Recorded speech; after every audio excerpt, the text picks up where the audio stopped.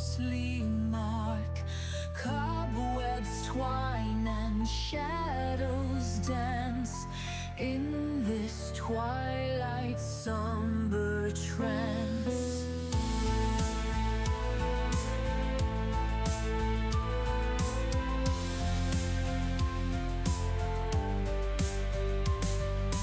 Candles flicker, weary wicks, ancient echoes, time's cruel tricks.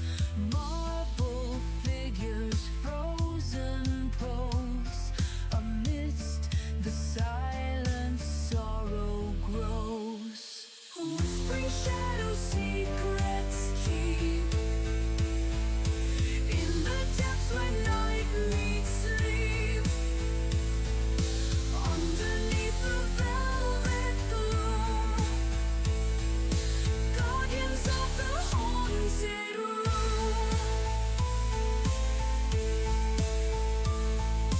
Chandeliers in crystal tears reflect forgotten yesteryears, softly chanting distant cries. Through the arches sorrow sighs. Gargoyles watch with stony gaze, guardians of endless maze. Pipe organ's breath begins to rise, filling air with mournful ties. Whispering shadows, secrets keep in the depths where night meets sleep. Underneath the velvet gloom, guardians of the haunted room.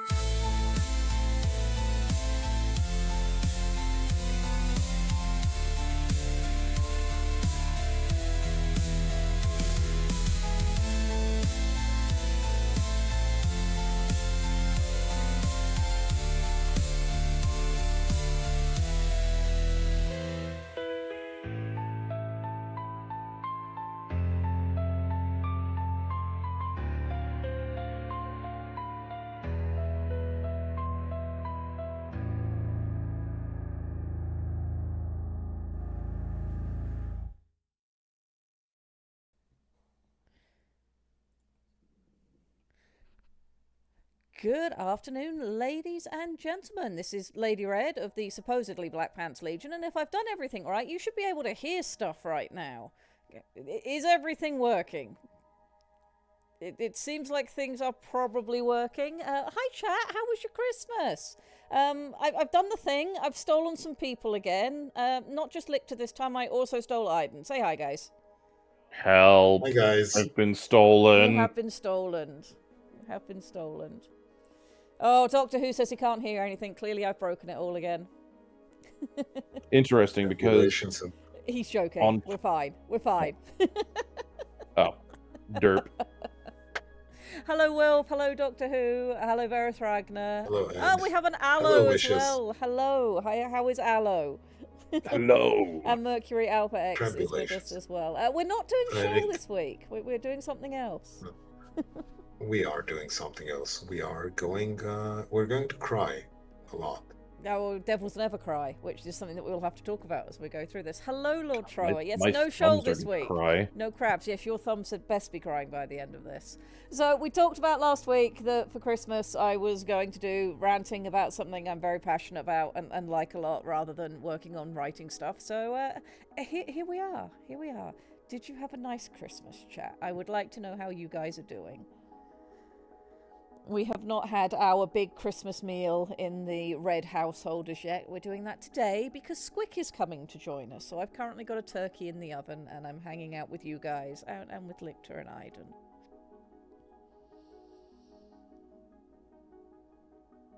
Done with the side of dumb? Howdy, folks. Yes, we will be doing done with the side of dumb because this It's me. I'm a side of dumb. You are a side of dumb. You are one whole dumb. So yeah, we're going to be ranting about Devil May Cry because I really like Devil May Cry, and it is a masterclass in storytelling through proper use of your chosen medium and proper consideration of the audience, which is that thing I keep banging on about. And even the times where it has messed up and done things incorrectly, there is interesting stuff to say about it. So that's what we're doing this week. And It's also proper use of resources to shame game journos who suck Yes. at their job. We will absolutely get to that because that is a very fun thing that Devil May Cry did. So, you know, we've got good stuff to talk about. We've got missteps to talk about. We've got trolling the entire journalist industry to laugh about. And I also conned Aiden into playing the game so that I can focus on talking to chat and wittering to you guys and discussing the fun thing. Cuphead was another amazing troll of the journalist industry, yes. But I kind of like Devil May Cry's better. Well, I mean, you're kind of also biased in the direction I of am Devil May very Cry. biased. I mean, don't get me wrong, Cuphead is an incredible game. It's not my kind of game. I would be so bad at it and I would just rage my way out of the building. But the art direction and the integrity of the studio that worked on it and the choices they made to create that game, Cuphead is phenomenal and the world is better for it existing. Agree. Yeah. So, I need to know because I never heard about the entire trolling situation. So when we start discussing Devil May Cry 5, we will talk about that when we get there. But you'll need some of the context and build up for it to come across. Aiden's louder than everyone else. I can probably fix that. Give me a minute. I will see if I can turn Aiden down just a little bit. I mean, I am generally loud by default. You are loud by default, but I'm going to try this and see if this balances things for chat at all. So, Aiden, witter about something. Something. Now I'm on the spot. I'm scared. yes, Adam. How about you? How about you tell me, what do you plan to do? What do I plan to do? Yes. Ideally, not suck, but well, we will get to that. Wilf says that's better. I seem to have fixed it. Good. Bully Snake says game journos are not always game people, which is stupid. Yes, I mean that is the thing with modern journalism is a lot of the way that the journalist's job is treated these days is to get engagement rather than to be good at what it is you're delivering. So a lot of journalists aren't necessarily experts in the field that they're reporting on, and sometimes they're not even familiar with the field they're reporting on. This is where I bring up. Yeah, they're employed for trying to get people angry and invested, even if they don't understand what's going on. So I will have to say, chat, that everybody are being wished happy gaming by my junior. Oh, hell yeah! Out of this room. Wonderful.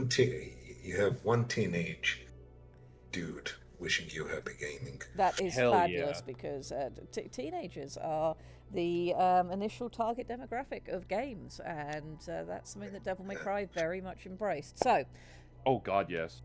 And I just want to make the observation that talking about not being even passably familiar, I don't remember the game that was being reported on, but there was or maybe not game, but software. It's like, yeah, now it can host 256 concurrent users. That number seems oddly specific. My dude, if you think that's oddly specific, you've just told us that you know absolutely nothing about how computers or video games work. Mm-hmm. They like to work in certain sets of base numbers. Also, introspective, I see what you're doing there, and you are quoting an excellent track from my favorite. Yes. Yeah, from my favorite of the Devil May Cry series. The last few streams where I've been talking about that we were going to do this, introspective has been joyously quoting away because it is time to talk about Happy Wacky Pizza Man. Happy Wacky Pizza Man. Yeah. Alrighty, so we will talk about Devil May Cry. Ladies and gentlemen, orcs holes of the audience, I would like to take you back in time because I'm going to assume that there are at least some people here who do not know the history of Devil May Cry and why this wonderful series exists in the first place. And to bring you in to understand why we are here and the start of this incredible journey, we need to go all the way back to 1999. nerds are wearing trip pants with massive bottoms to their pants that can just suck up entire puddles. Punk is the new norm for the dispossessed youth. Anime has not only made its way to the West, but is now commonplace. You can actually walk into stores and buy it. And of course, everybody's panicking about the Y2K virus and how all computers were going to die forever. But there was something very important going on in gaming in 1999. And it was the development of one of the most influential video games in the modern era that kind of tipped things from one genre and one period of time and one set of mechanics into a new way of handling various things. And that game was not Devil May Cry. That game was Resident Evil 4. Resident Evil 4 was a game Capcom intended to make off of the back of the phenomenal success of Resident Evils 2 and 3. We have the PlayStation 2 coming out. We are having a hardware jump forwards. So Capcom has their dudes working on Resident Evil 4, and they've decided that just like they've got these plans for Code Veronica and all of this other stuff going on, they want something that's set in the Resident Evil universe, but that's going to be a bit flashier, a little bit less sort of survival horror and more sort of gothic adventure, or at least that's what it became. So they've tasked the group with going and beginning work on this storyline, and initially the guys who were behind it all, I think it was Hideki Kamiya was working on this at that point. He worked with Noboru Sugimura to create a storyline that was designed to be just, that much cooler and more adventure-y and not as entrenched in the grimness of the Resident Evil master universe, as it were. And they've also got some stuff that they can play around with for this, because there was another game series around at the time that was doing something interesting and enjoyable, which was the Onimusha series. Onimusha Warlords came out, and there was, when they were working on that game, they found technically it was a bug, but it ended up becoming a feature, and not in the Bethesda way, like it legitimately was a bug that became a feature. While they were making Onimusha Warlords, they discovered that you could juggle enemies in the air. And in Onimusha, that wasn't something they wanted. They took that away. But for this new game that they were working on, that was something that they brought in deliberately, because that could add to a more stylish and flashy gameplay style. So originally what they were kind of playing around with was the idea of this character called Tony, who was potentially going to be one of the Wesker children and have some sort of like superpowers to a certain degree, but it was all going to be based in the Resident Evil universe. And it fucking Wesker just wasn't working. It didn't fit the direction that things were going in as they began to build this sort of conceptual game that was designed to be more adventurous, more hack and slashy, a little bit lighter in its theme. It just didn't fit. And the character Tony just didn't really stand out particularly well from the pre-rendered backgrounds that Capcom, of course, loved. You see all those wonderful, gorgeous pre-rendered backgrounds in the original Resident Evil games, those static camera shots. That wasn't going to work for what they were now making, and Tony wasn't working either. So I forgot they were going to call him fucking Tony. Yeah, Tony Redgrave. Yes.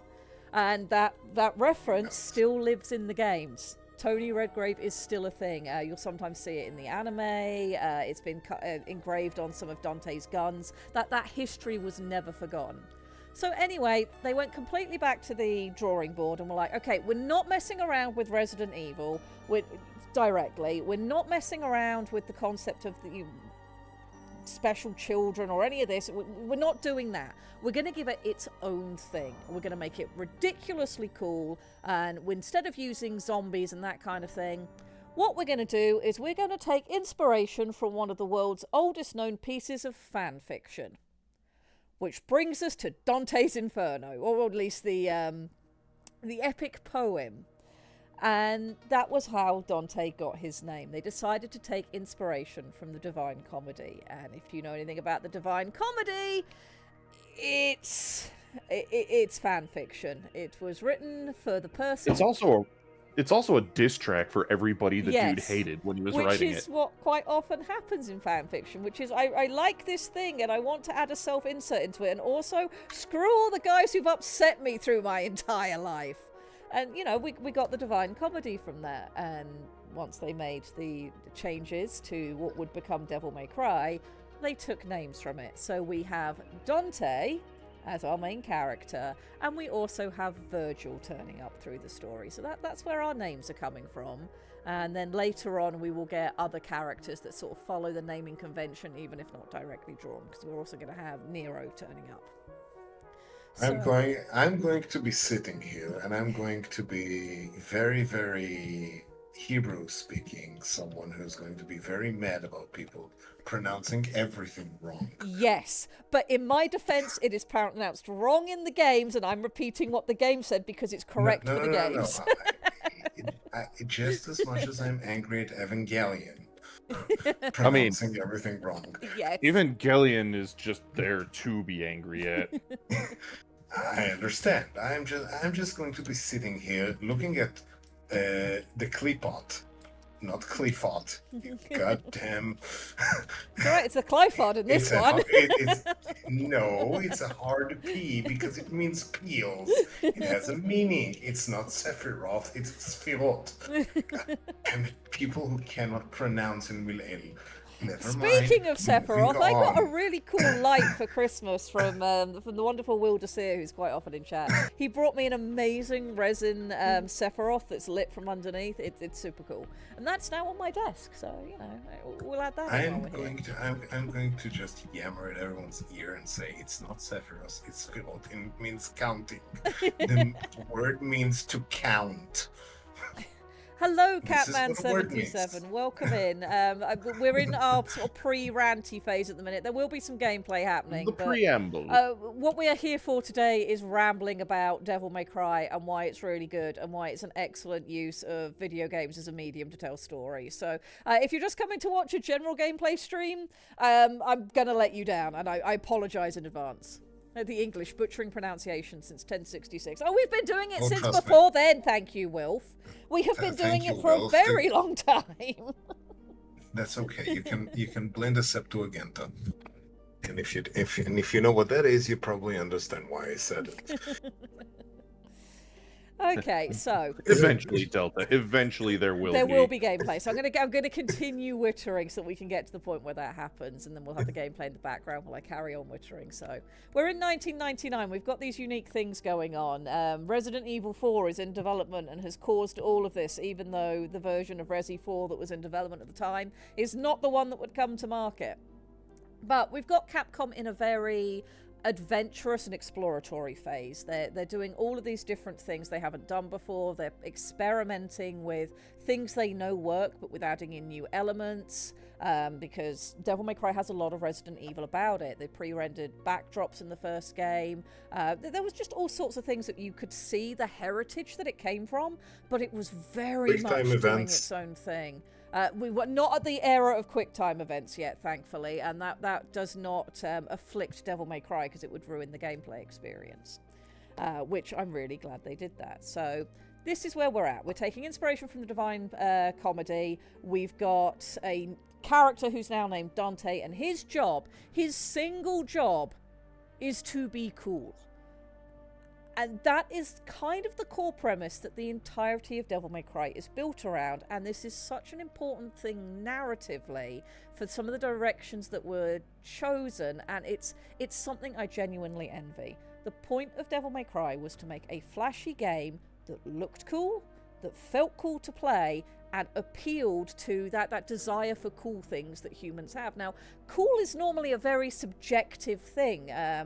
People have different hobbies and enjoyments, and because of that, as people, especially I think for a lot of introverted people, which much of our community has people who can fall into that category, it can be hard to just aim for unequivocal coolness, because you have to be unapologetic and you have to be supremely confident in what you are projecting. And that can be a very hard thing to do as a human being.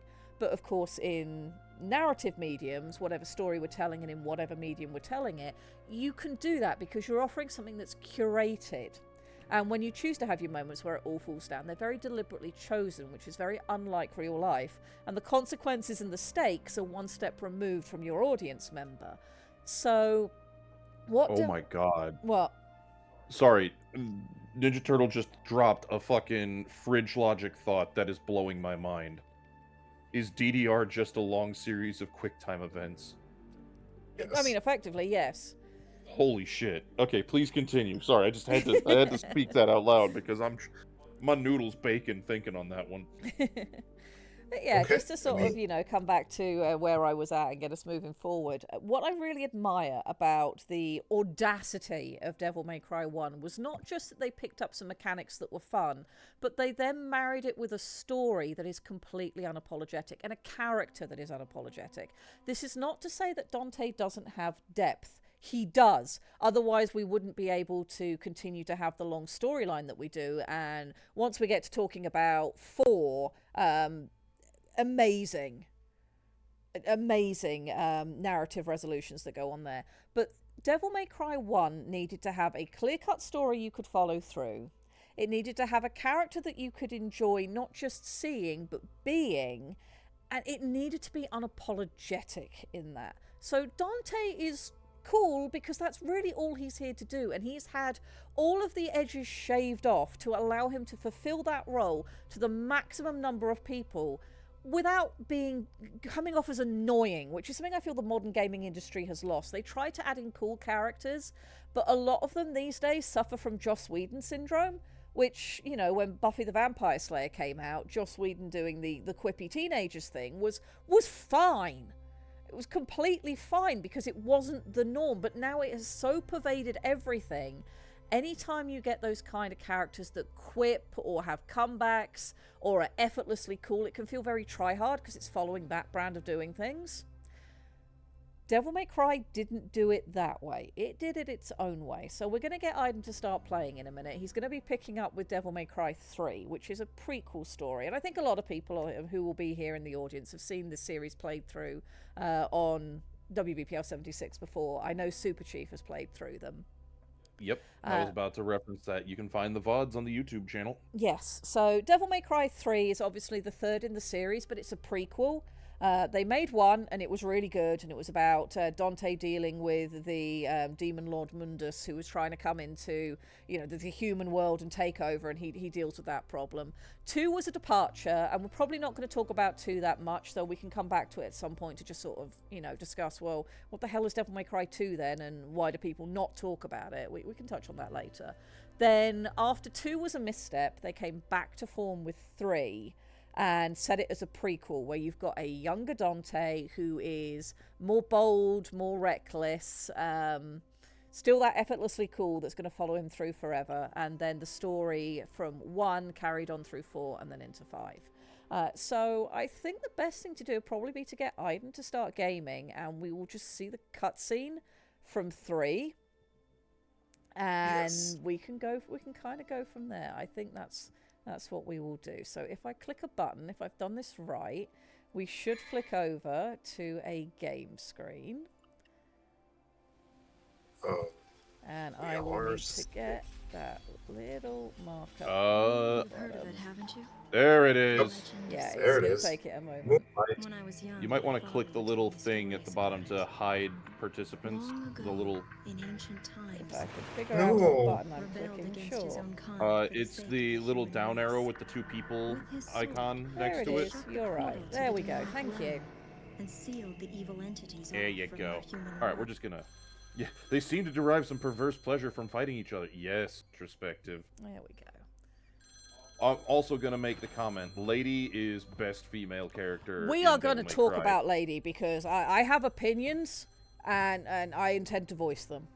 But we'll do this first. Valid. That is kind of the whole objective here. This is why we're here, Red. Don't worry. We're fine. Also, on my the subject of- stream not showing thing. There we go. Am I going to have to follow chat on a different medium? I probably am. So I'm gonna make the observation that with it, being tied into the development of Resident Evil 4, this came out, I think, a month after Resident Evil 4 did, and if you look at all the environments and assets and the like, they used a lot of very similar stuff between the two games. Like that wall texture in the background, I swear it's the same that you find in Resident Evil 4. Would not surprise me. Yep. No, that makes sense. Okay, we're getting a little bit of hang on the cutscene. He sent this invitation. Nah. That's Please a shame. accept it. Yeah. Is wetness the essence of moisture or moisture the essence of wetness? That is, These are questions. yeah. And Ed Gauss, you are right. Eating pizza in your own office, shirtless, hell yeah, that's the ultimate male fantasy. I mean, I'm down for doing the same. Why not? I'm here for it. Hater Pizza Man. Now, getting stabbed repeatedly by, bad guys, not quite as fantastic. It requires a different sort of man. It does. I think the cutscenes are still going to give us just a little bit of trouble on the HD collection because the HD collection has opinions. They're not good I ones. love how... They don't play nice with AMD GPUs, which, sadly, that's what I'm running, so...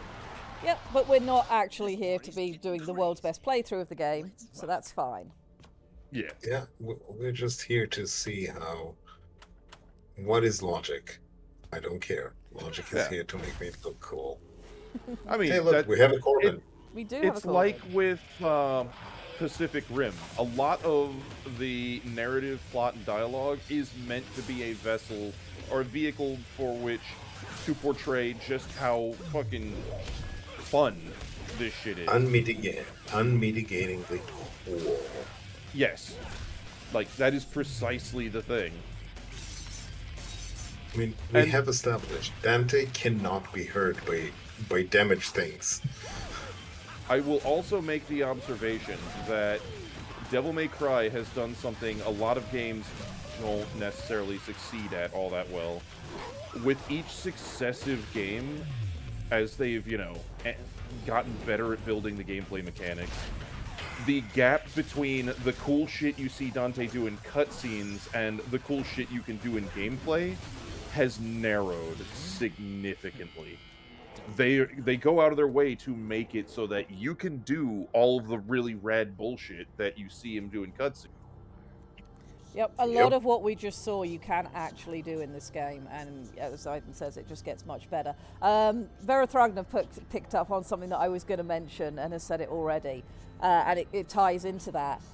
During that cutscene, when Dante's doing things and he goes to pick up his gun to start the scene, the gun is glinting to indicate it's a pick-upable, just like in gameplay. We're fighting someone with a suitcase. We're not at 4 yet, but yes, you can fight someone with a suitcase later in the series. So, Yes, and the suitcase does things.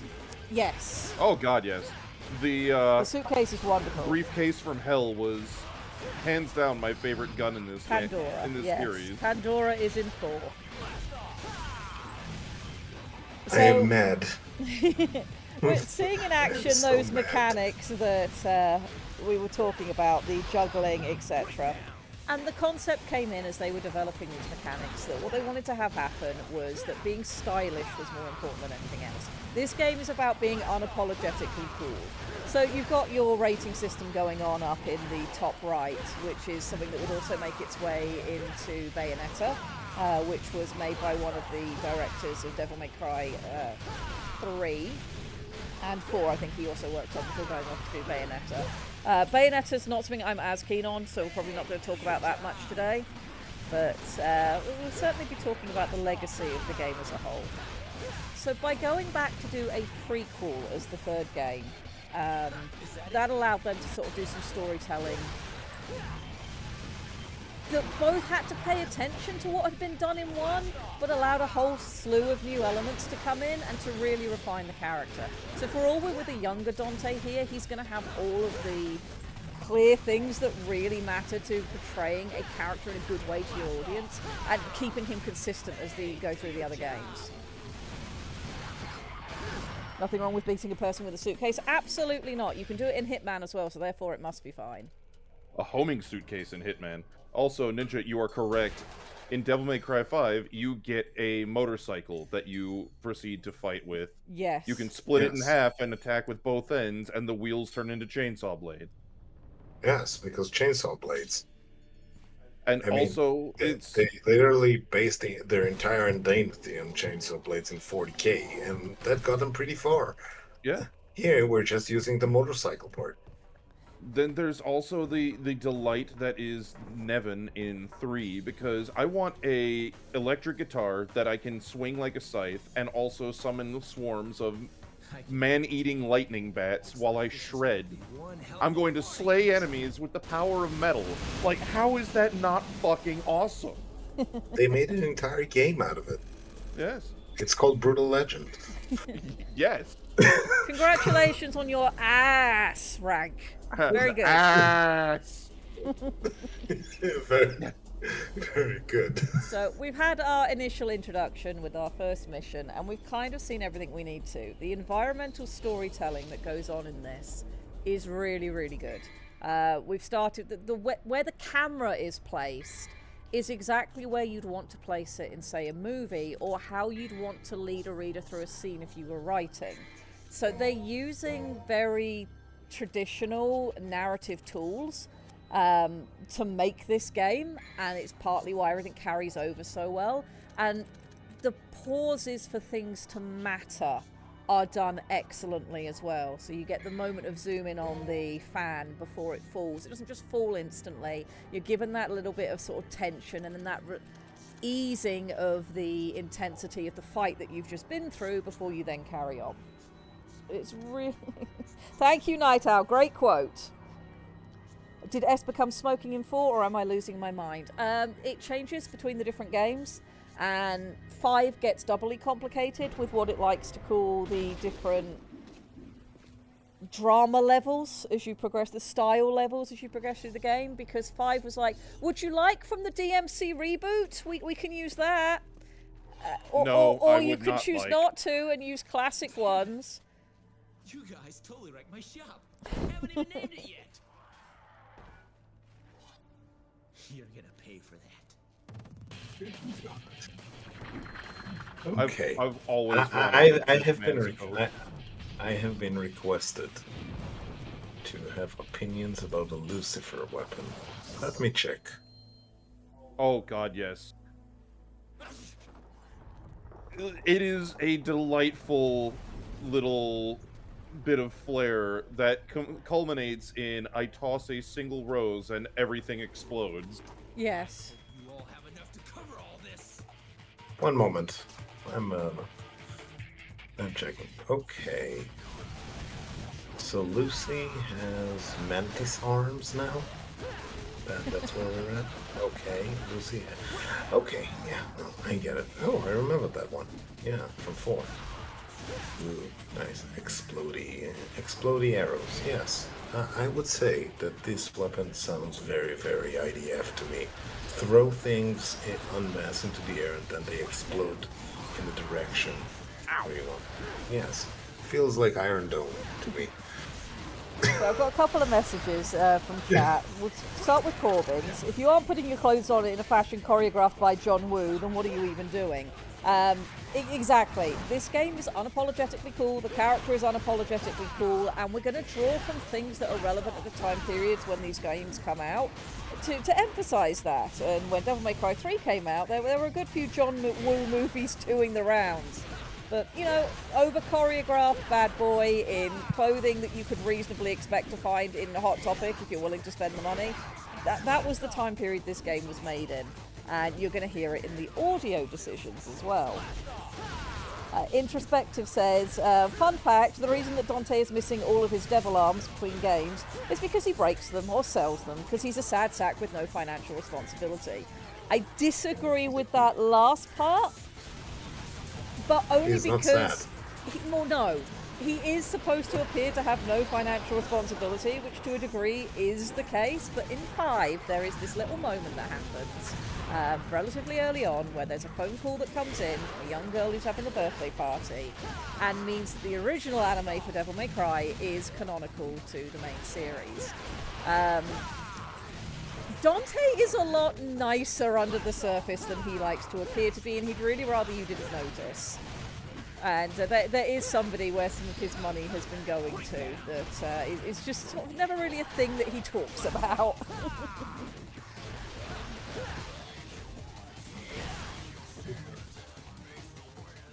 I mean, Dante really is the anti-hero with a heart of gold sometimes. That is very much his whole thing. Yes. And that's part of what makes 3 as important to the overall narrative, is that this is the story of how he kind of developed that being a decent person. Because at the start of 3, he actually is just an asshole who doesn't care. Just the anti-hero without the heart of gold. Yeah, he's young here. He's been through some nonsense. You won't find out about that until sort of 1, but of course for those of us who were playing this when it came out, you already kind of knew where this was all going to go, and it was an interesting journey to see him getting there, which that's really what you want to do with a prequel. If you're writing a prequel, you need to have a good reason for doing it, and you need to do something with it. Well, Devil May Cry decided to take young Dante and show you how he got into being the unmitigated badass he still is in 1, but having that little bit of extra maturity attached to it. Gotcha. I mean, Delta, that is correct. When you're fighting the forces of hell, having them know your weak point kind of makes everything a lot harder. Correct. And Virgil summons the tower that menaces the heavens. Yes, I mean, if you're half devil at the very least, and you've decided that you're going to throw a party and be absolutely ridiculous for your similarly a half devil brother, I mean, why not summon a giant tower that will menace the heavens? Just, at any point do they refer to it as the Tower of Babel? No, this is Temen-ni-Gru. It's been nearly a year since Okay. we last met. Where does the time go? Doesn't ring a bell. That's okay. I I'll save it in believe game. this is its own thing, because of course that one of the other things that I was going to touch on at some point, and we'll do it now. One of the things that makes this interesting, as with other games that have come out, is this is obviously written by a Japanese studio, taking from Western ideas, or at least from literature and the like that's outside of their own homeland. It wasn't necessarily, written based on Japan's interesting history. This is based on a lot of ideas that have come from other parts of the world. And the interpretive lens that it's therefore put through is really interesting, because biblical demons versus the Orient's or more Shinto demons and the like, they're two very different kinds of thing. Oh yeah. It's like, Eastern dragons and Western dragons are very different, and you see those influences and it makes things more interesting. I really like how they handle the concept of demons and the like in the Devil May Cry series. I really liked how they handled the concept of dragons in the Dark Souls series. It's unique. It gives things its own special flavour. Yep. Well, So close to crabs, you're right, Varathragna. the Temen-ni-Gru has revived. And Introspect is making a valid point. The Temen-ni-Gru is basically the drain plug from the bathtub of hell. Yes. World. You pull the plug out and the demon starts spewing through. View. Okay. I mean, okay, sure. Hell is just is the oil drainage for the universe. Got it. The grease trap of the universe. Exactly. Thank you, Pilot, for explaining me in words. I also apologise for the Okay. occasions chat is seeing my mouse cursor whiz across the screen. Anka is sleeping on my hip and she's dreaming and she's kicking me and it's knocking my mouse. It is the only Yup. memento left from the mother That is legitimate. He has no idea. Hell needs more than an oil change. It needs a change of attitude. It needs a complete flush. So, Where the hell things we're sphincter seeing is here, stuck. we are seeing some really interesting character stuff happening here, though you don't really understand all of it until later on. The bald-headed priest dude we just saw is incredibly interesting as a character, and of course we've now just had the shorthand for this is the antagonist. He is a badass. He is a cool guy who does not look at explosions, especially once he caused himself. Special. I twirl my stabby stick a little bit, and then you fall the fuck apart the moment it goes click. We are literally watching shorthand archetypes being established perfectly. Yes. And we might want to point out that this is cinematography that is, while not unique, they didn't invent any of it, but the level of artistry and the unabashed manner with which they served it all is really top of the line. Yes. And like Red said, it's a masterclass. All right, real quick. Wilf asking, can we turn subs on? I was going to address Actually, that. no. We literally can't if you want the game to run. The issue with AMD processing that the HD collection has is specifically tied to the subtitle issue. So if we turn the subtitles on, we will be watching a slideshow. Yep. But as I said, unfortunately, we're not here to sort of go through the individual parts of the story or watch it be played. If you'd like to see that, we should have VODs up from Super Chief. Because I'm fairly certain he's played through the whole series at this point. When it got brought up earlier, Night Owl even did the YouTube command to, demonstrate, hey, follow this link and we can do this. Very cool. So Corbin has just said, watching this, Red, and all I can think is, yep, this is why Gaia Durham was largely the way it was. Yes, these games were incredibly influential. They sold incredibly well. Even the ones that made missteps still were commercial successes, which is impressive. But Devil May Cry is a great sort of reciprocal engine because it exists based on what society liked at the time. So it's influenced by what people of the time each game was made thought was cool and how you could play into those narrative enjoyments. But then once the games came out, society's enjoyment of cool things was influenced by the games.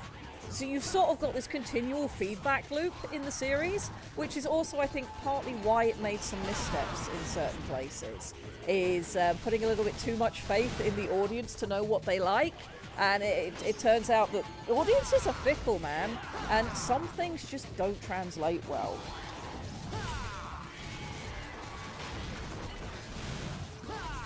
So yeah, Introspective is making comments on some character notes. Now, obviously, if you're playing through this game for the first time or you're not familiar with it, you don't really know the history of Dante and Virgil. They are brothers.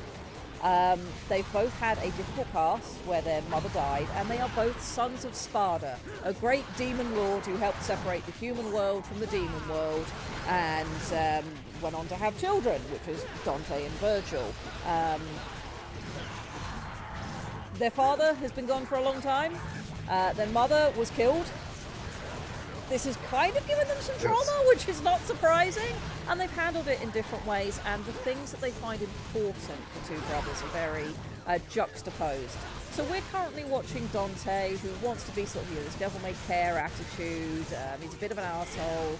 He knows he's strong. He knows he's cool. He does his own thing. And he develops himself through experience and the life that he puts himself through. He learns by doing, by going and seeing and doing and adapting to things directly in front of him. Virgil, meanwhile, because of his history and being a bit more of a loner, his development is a lot more based on, I will train first, I will learn, I will study, I will be disciplined, and then when I choose to unleash that discipline on my enemies, they are going to regret it. So you've got these sort of two different sides. You've got the experience and hands-on learning, and you've got the very study and dedication-based, and the two will clash at some point. And it reflects very well in their sword styles. Yes. Oh, yes. Because Dante is a very much a Western longsword, great sword sort of a dude that can do many things and do all of them well, but he is very much a master of many things. Virgil has the Yaido. He doesn't need anything. He is a specialist. He has the other sword. thing. Click it in, everybody dies. Yes. The other thing with it is that Dante uses a much more roughshod style of fighting. A lot more over the top and just kind of brute strength, brute force, without getting into the super technical, fancy techniques. Whereas with Virgil, it is, I mean, no less flashy, but it is the super advanced technique of, yeah, I have this sword that was folded over 10,000 times, and I'm going to stab you with it over 10,000 times with a simple flick of my wrist, because that's what I can do. Yep. Very minimized movements for Virgil. Very Japanese minimalism. Yes. Yes. Versus. Yes. Dante is versus expressive and large. reacts to things. Virgil intones things. He evokes what's already there when the time is right. So a lot more patience, but both very, very cool. And of course, that's the juxtaposition that's going to be the theme through this game, is these two people of the same bloodline, the same genetic stock, but with two very different attitudes to life and how to get through it. And both are viable. And the moment where one triumphs over the other, it's not based on their fighting style or their bloodline. It's based on who they are as core people in the moment and what they value, which is excellent storytelling. That's what readers or your audience, whoever they are, really enjoy in a narrative, is coming down to those elements and really focusing in on them when the time is right. So for all this is, a hack and slashy spectacle fighter, the storytelling beats are perfect. Did you see him ride his demon from one side to the end and jump? Yeah, you remember he did that in the opening cutscene? We've now done it for reals. Yeah, no, I remember. I was just pointing out. Yes. Yep. One And more we're gonna do it analogy. again. One more analogy for the fighting style. Virgil is a sword saint. Dante is an A10 warthog. And it works. gets even better when Dante gets more weapons, because, well, I mean, Yes. both again, brothers can use all kinds of crazy for cockamamie shit. and at some point we're going to have Nero, who's... Yes, when we get to Nero, we're going to have a chat about Nero. We are absolutely going to have a chat about him, because there are some things to be said. All right, so... Look, Ed. Cool men swing on sticks, okay? Hell yeah, they do. You do with that exclamation whatever you want.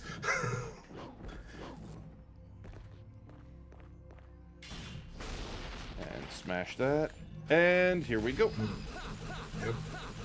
Introspective says, to help with characterization centering for Virgil and Dante and later Nero. If you saw a stale box of pizza in the corner, would they eat it? Dante, absolutely. Nero, probably. Virgil, no, it's beneath him. Pretty much, Yes. yeah. Nero would just like... Virgil would just like... it's not perfect. This road Then he doesn't would seem go- NHTSA compliant. No, but let's talk about the environments for a minute. You can see the legacy of Resident Evil carrying through this with the environments, the style that's used. But it's deviated and gone, well, what if we had the Spencer Mansion, but like an entire city made of that, but also set in the modern day with, 90s street kids graffitiing everything and the like, and let's just make it a bit sleazy. And suddenly I'm talking about Vampire the Masquerade's aesthetic. I think it can... yeah. They're very much... It's the same Chewy aesthetic. Nero would take the stale pizza home to his woman. Yeah, and then probably get yelled at by her. Indeed. Well, we have better pizza at home. We do. This is wish.com pizza. This is not good enough. What are you doing? Hals, I'm not dignifying that with a response. So, other things that are going to happen in this game, because we're almost an hour into stream already, and we're obviously not going to get to do full playthroughs of the game to talk about the flow down road. So the plot line in this, you've got Virgil and Dante, both sons of Sparta, and you've got that bald priest dude. Damn it! You failed! Oh no!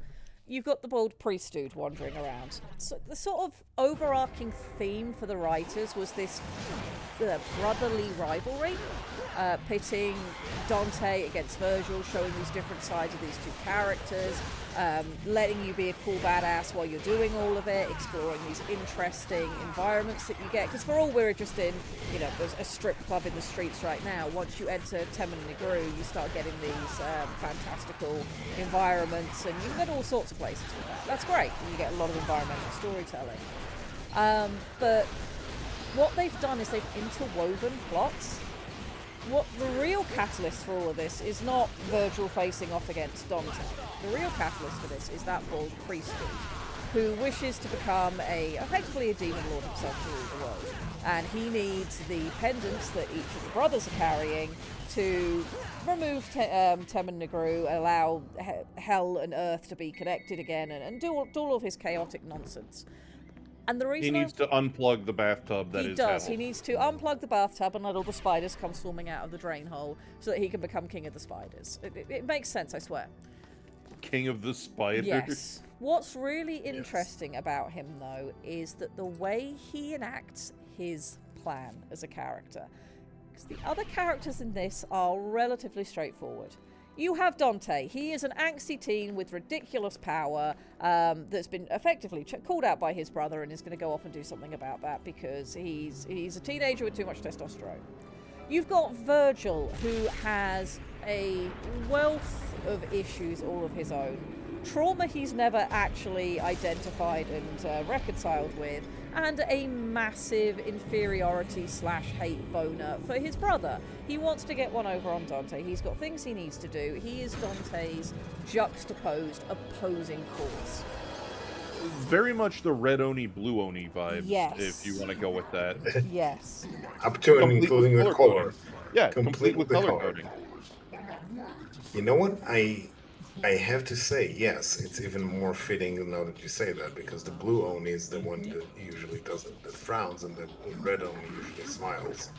Yep, and that's very much carried through into these. So again, we're seeing this sort of, Western meets Eastern thought mix, which gives it its unique flavour. So other characters we've got in this game, we've seen the female lead that's going to keep turning up, the lady with the bike, and surprise, surprise, she goes by Lady. Her storyline is very simple. Her father killed her mother. She is seeking her father to take revenge. Her father's the bald priest dude from this game. So she's here to try and do something about that. And the thing that makes her interesting in this story is she's mortal. She is not, half demon, and yet she's still keeping up with Dante to a certain degree. She's able to progress through Temen Negru at roughly the same pace as him, and she's going to be the catalyst for Dante's character development arc. So, you've got those three characters are fairly straightforward archetypes in what they're trying to do. And you'd think that the priest dude is a fairly stereotypical stereotype. I wish to rule the world and I will unleash unspeakable power to do it. Until you see the lengths he's willing to go to get what he needs. And I think I'll come back to that once Aiden sees the Jester. We'll let him fight Cerberus first, who incidentally, video games is a storytelling medium. There's a right way to do it, there's a bad way to do it. The right way to do it is to know that you need a good story and you need to have good use of mechanics. A bad way to do it is literally anything David Cage has ever come out with. I will fight you on this. I hate David Cage games. He should be making sci-fi movies for the Sci-Fi Channel, not video games. If you are treating your audience respectfully, you need to be making sure you're hitting both sides of the mark. People are going to be here for the story you tell them, that's the thing they'll remember, but they want to be having fun while they're doing it, and video games are an interactive medium. This boss fight is an excellent example of how to use interesting mechanics and make something fun. I don't think you're getting him this time. You're having a time. Nah, we got this. Ow. I'm currently fighting Cerberus in Hades 2. Excellent, carry on. So that means we're both fighting the watchdog.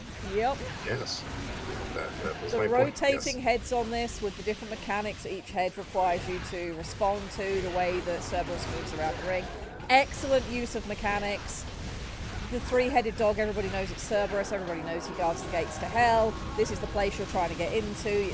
You're going into hell. It's excellent. It's really good visual storytelling, really good narrative storytelling, and excellent embracing of mechanics so that you're making use of the video game medium. Devil May Cry has been excellent at this through the majority of the games in the series, including the one that we don't talk about, the reboot. That game... The one that I liked. Yeah, if that game had a different IP on it, if it wasn't supposed to be Devil May Cry, that game would have such a better opinion on it. The fact that it tried to be Devil May Cry, though, is where it fell down, and it doesn't get a good rap for what it did right as a result. Ow, ow, ow. Come on, we gotta get past Cerberus. I believe in you. You can do the thing. Pet the papa harder. Finished. Working on it. You're good. I'm having an easier time than you do. There we go. We'll talk about the anime. We will come to the... If we get time, we will talk about the anime. But...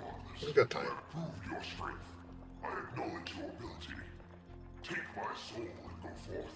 You have my blessing.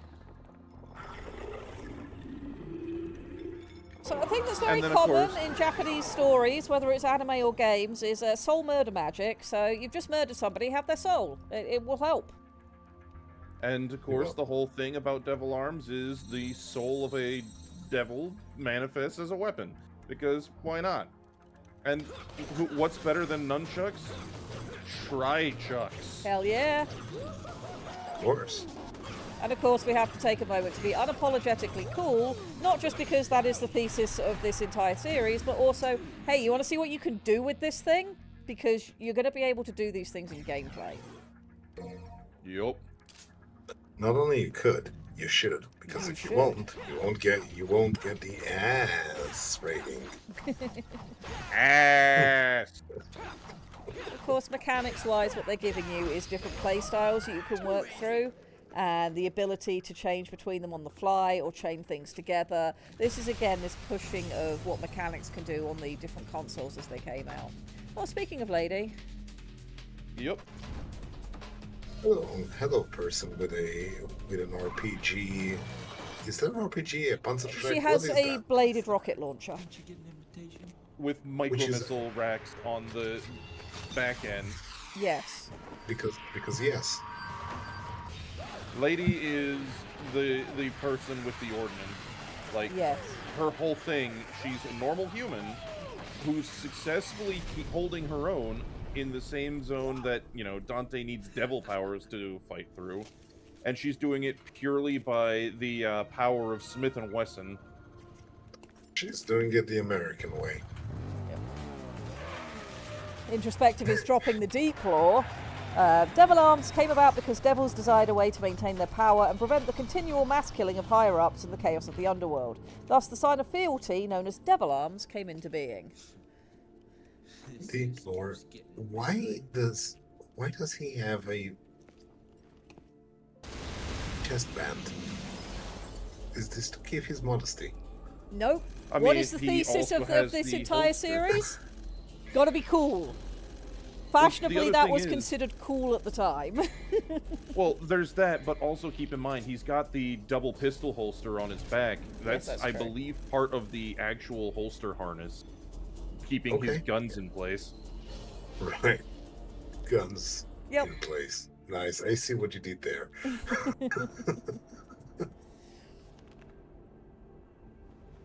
So yeah, you get your sort of shorthand expository of, yes, Lady is also a badass. Ninja Turtle has clicked onto the fact that he was kick-flipping the missile. Devil May Cry is an excellent narrative storytelling series. So in 5, there is a callback to that. It is Chekhov's surfing of the missile. In 5, Nero can do that with one of his detachable arm types that he has as a weapon. He can Yep. ride on it and do exactly what we just saw in battle at your command to defeat your enemies. Grimos, you don't get Chekhov's missile. I'm sorry, I used all of them. And that's, again, part of what makes this such a fun thing. Way too often in games, when you get characters who are supposed to be really badass and capable of doing all this cool shit, you get shown the cool shit the character can do in a cutscene or cutscenes, and then when it comes time for actual gameplay, the gap between what the character is shown as being capable of and what you, the player, can command them to do is extensive, which is unfortunate, honestly. Whereas Devil May Cry was And- like, no, if we're going to show it to you, we want to try Yeah. and make it possible for you to do it, or something very like it. Yes, Exactly. We're not doing Ninja Gaiden bullshit here. Yeah, Ninja Gaiden is one of the offenders, actually, and I say that having Yes. been playing Ninja Gaiden 1 and 2 recently. Yeah, I'm Whole pointing it slew. for a reason. Yeah, Yep. it's like, yeah, look, the cutscenes are amazing. The actual game. Like, I enjoy the games, but there is a lot. There is a wide gap between cutscene and gameplay. So this I section, we're really seeing liked it. another callback to Devil May Cry's roots with Resident Evil. You've got the sort of puzzle solving element and the whole you need to find a way to get through different doors, which of course in Resident Evil is find the X key, apply X key to X seal, on you go.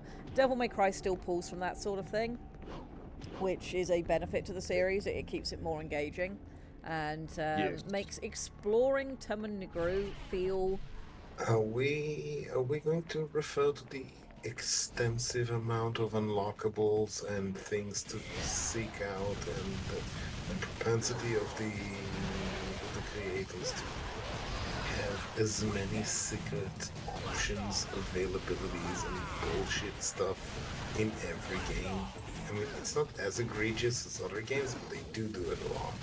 The worst, of course, is Ubisoft, and that comes from an era that was post these games where you had the explosion of the sandbox genre, and that went a little bit too far. But yes, there will be no finding radio towers in this, or 100 feathers to return to your mother. It will be no, find the key so you can go into another room and kick the shit out of another type of demon.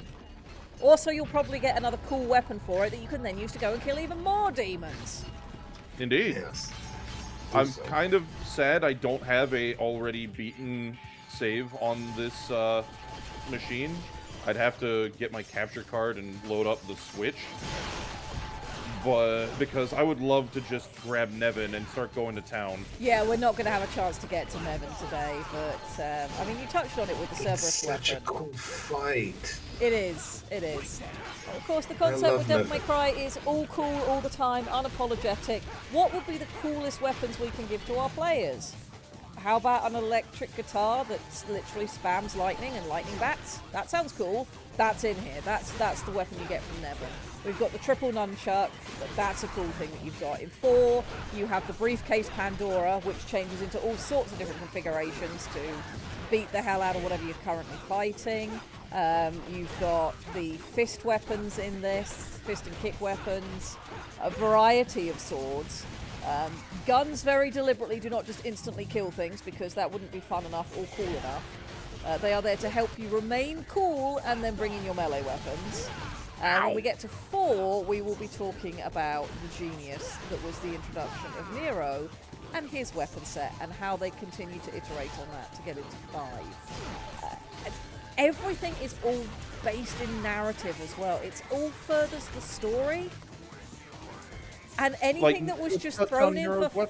fun in some of the early games, it comes back and has a point in later games where it's like, yes, okay, so we gave you this thing in this game just because it was cool, but we've made another one now, and now we're going to tie that cool thing in to actually have, you know, a bit of a deeper meaning to the series. And that's so hard to do, and they did it brilliantly. I mean, will have let's to, I will talk have to- to say, if we, some of us have been listening to Lady Red for a while now, and I'll take a phrase from her book. Things mean things in a story. Yes. If you put them in a story, reference them. If you're not planning on referencing them, don't put them in a story. Yep. Yes. Taken to a T over multiple games in a massive multi-layered story. Can you imagine why Lady Red is so enthusiastic? Well, maybe because they're doing what she likes in a very grand fashion. Oh yeah. On the subject of Chekhov's gun, these statues here, these end up being enemies later on. Of course. They're Just not like right the now. statues in the... Yes, but they will be a little bit. Yep, so this is luring the player into a false sense of security. It's like, oh, these are things I can break and they're going to give me orbs. I need those. That's cool. These are just a breakable object. They're placed kind of weirdly, but hey, cool stuff. And then, of course, when you run into the first of the enemy ones and it starts moving, you've got that dramatic irony from before where, okay, this wasn't a threat before, but it is now. It now means more. Things mean things. Yes. Howdy, Barry of Chaos. Thanks for joining us. So, let's go back to talking Nero's weapons as an example, because this is another example of... Well, if we're going to talk about Nero, it might be worth popping over to 4, because if we're going to talk about Nero, we need to talk about him properly. And why he exists, what he did right, how the game developers did other things really well, and his interplay with Dante, which is really important for... well, obviously for 4 and then also for 5. And a lot of what they did character-wise, that it's a soap opera done properly. It's a soap opera I actually enjoy. So I'd want to get you to switch over to 4 for that. So maybe after this mission we'll do that. Easy day. Because, I mean, just on the subject of weapons, it's like with Virgil, the whole character is kind of exemplified by the choice of what weapon they use. And the weapon choice that is their hallmark kind of really tells you a lot about what you need to know about the character in a sort of shorthand. Nero is much the same. There we go, now he's on the ground. Because he has his own unique tools of the trade that are, again, very descriptive of who what his personality as a character is like. Yeah, we're going to have a lot to say about Nero and how they did him. They did with Nero what Metal Gear Solid tried to do with Raiden. That is, in fact, going to be the conversation, yes. We will come back to that, though. We'll finish this mission first. Anka, you are not being helpful, baby girl. Did you want chat to know that it's your birthday tomorrow? Is that what we're doing? Oh, yes, it is. Yes, Anka turns 1 tomorrow. This time last year, like it's been... we were getting ready for Ceres to have puppies and not at all aware of the chaos that night would bring. I am, in fact, redeeming the pet. Pet's on the puppy. She is getting her chest scratched. She is a year old tomorrow. Does not feel like it's been a year. Good girl. Good girl. Alright, so as we're probably not going to get too much of it, the priest guy in this. He is so determined to manipulate the people around him to get what he wants. He's willing to go to any lengths. He killed Lady's mother, his wife, in order to get started with what he was doing. He cons Dante into coming to the tower at all by mentioning his brother for rivalry purposes. Does the same with Virgil, but to make sure that they end up where they need to be and do the right things and go through the rituals that need to be gone through to unlock Temen Negru and let the demon world back into the human world, he is willing to embarrass himself. He is willing to do anything to get to where he wants to be, which makes him an incredibly driven character. The way that he does that is he appears as this ridiculous jester character who spends a lot of time spanking his own ass to encourage you to hate him, effectively. Find him annoying, find him aggravating, want to attack him and follow him and do the things that he wants you to do. And this character is the complete opposite of the priest's normal character. It is a complete juxtaposition, and once you get the big reveal that, oh, this is the same person, the moment you get that reveal is the moment that you go, oh my god, this guy is unbelievably psychopathic. After we get past this boss fight, we will get introduced to Jester, okay, or Joker, or whatever the fuck he calls himself. Jester. We'll go far enough for people to see Jester on the assumption people haven't seen him. before, though I think most people are probably familiar with the series. But it's a really, really interesting way of portraying a character.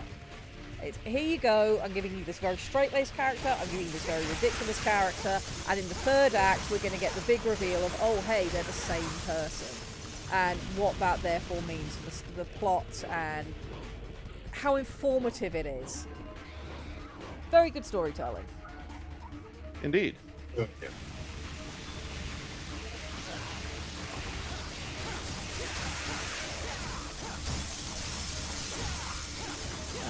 Vera Thragner says, when Aiden starts 4, pay attention to something. At the beginning, before Dante starts fighting Nero, to me he acts a lot like he was in 2. My theory is that's how he is when he's bored with a job.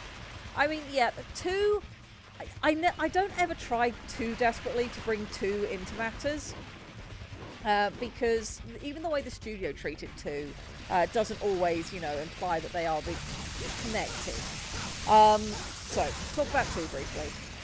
Devil May Cry 1 came out and it was very popular. I mean, I still remember exactly where I was the first time I saw Devil May Cry. I can remember the layout of the room that I was sitting in. I know who was playing it. I know what was happening because I saw it and just thought it was the coolest thing.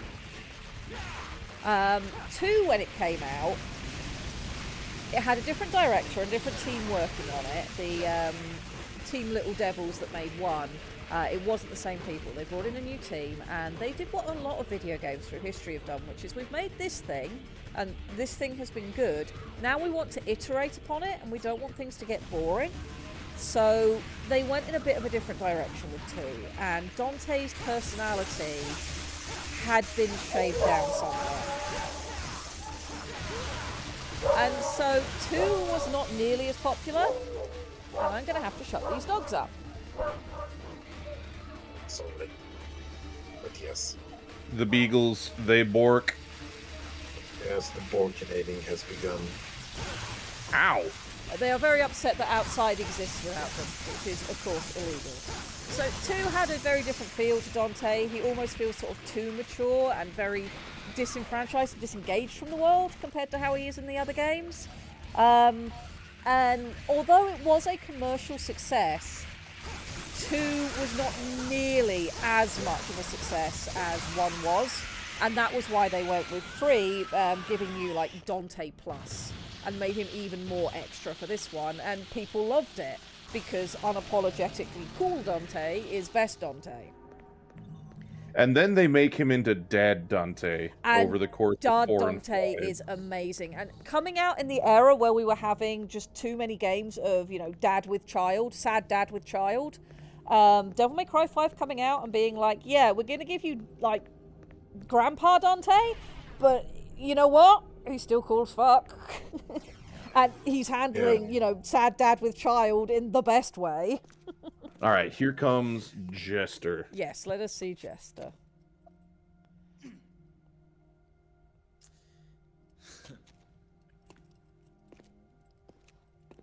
Pip, stop grumbling. Yeah, going back to previous conversation, the chest band, you can see it connects to the rest of the holster rig. Yeah. Okay. Feels like he needs the, yeah, I'll get through the door. Oh, hello, Jester. Oh, wait. Better listen to what I say, lad.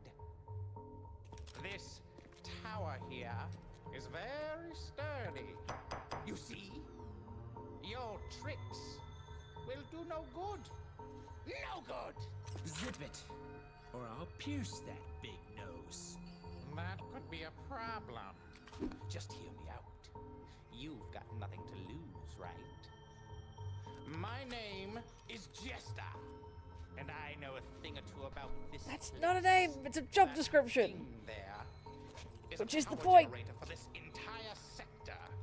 In order to open the door, you need to apply a little something to it first. Do you know what that is, kid? Or is that too difficult for you? Get to the point, or you want to keep on dancing?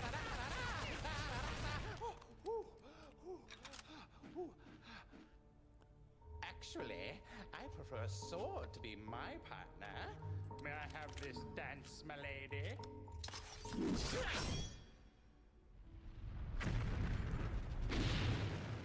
Bingo! That is what the something is. Remember that, kid? Write it down on your hand if you don't trust your head.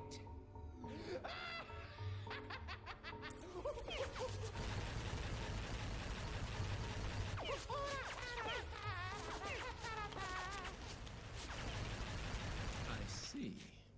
Thanks. You still piss me off, though. So it's not so much, Wilf, that Dante's unfamiliar with the concept of ammo capacity. It's that in this world, ammo capacity doesn't matter.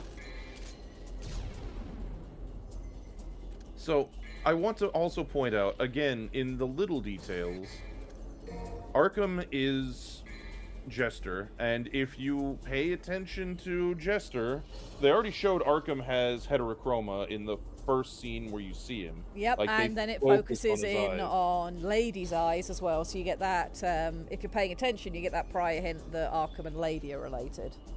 Yep. Their chin structure is the same. Yep.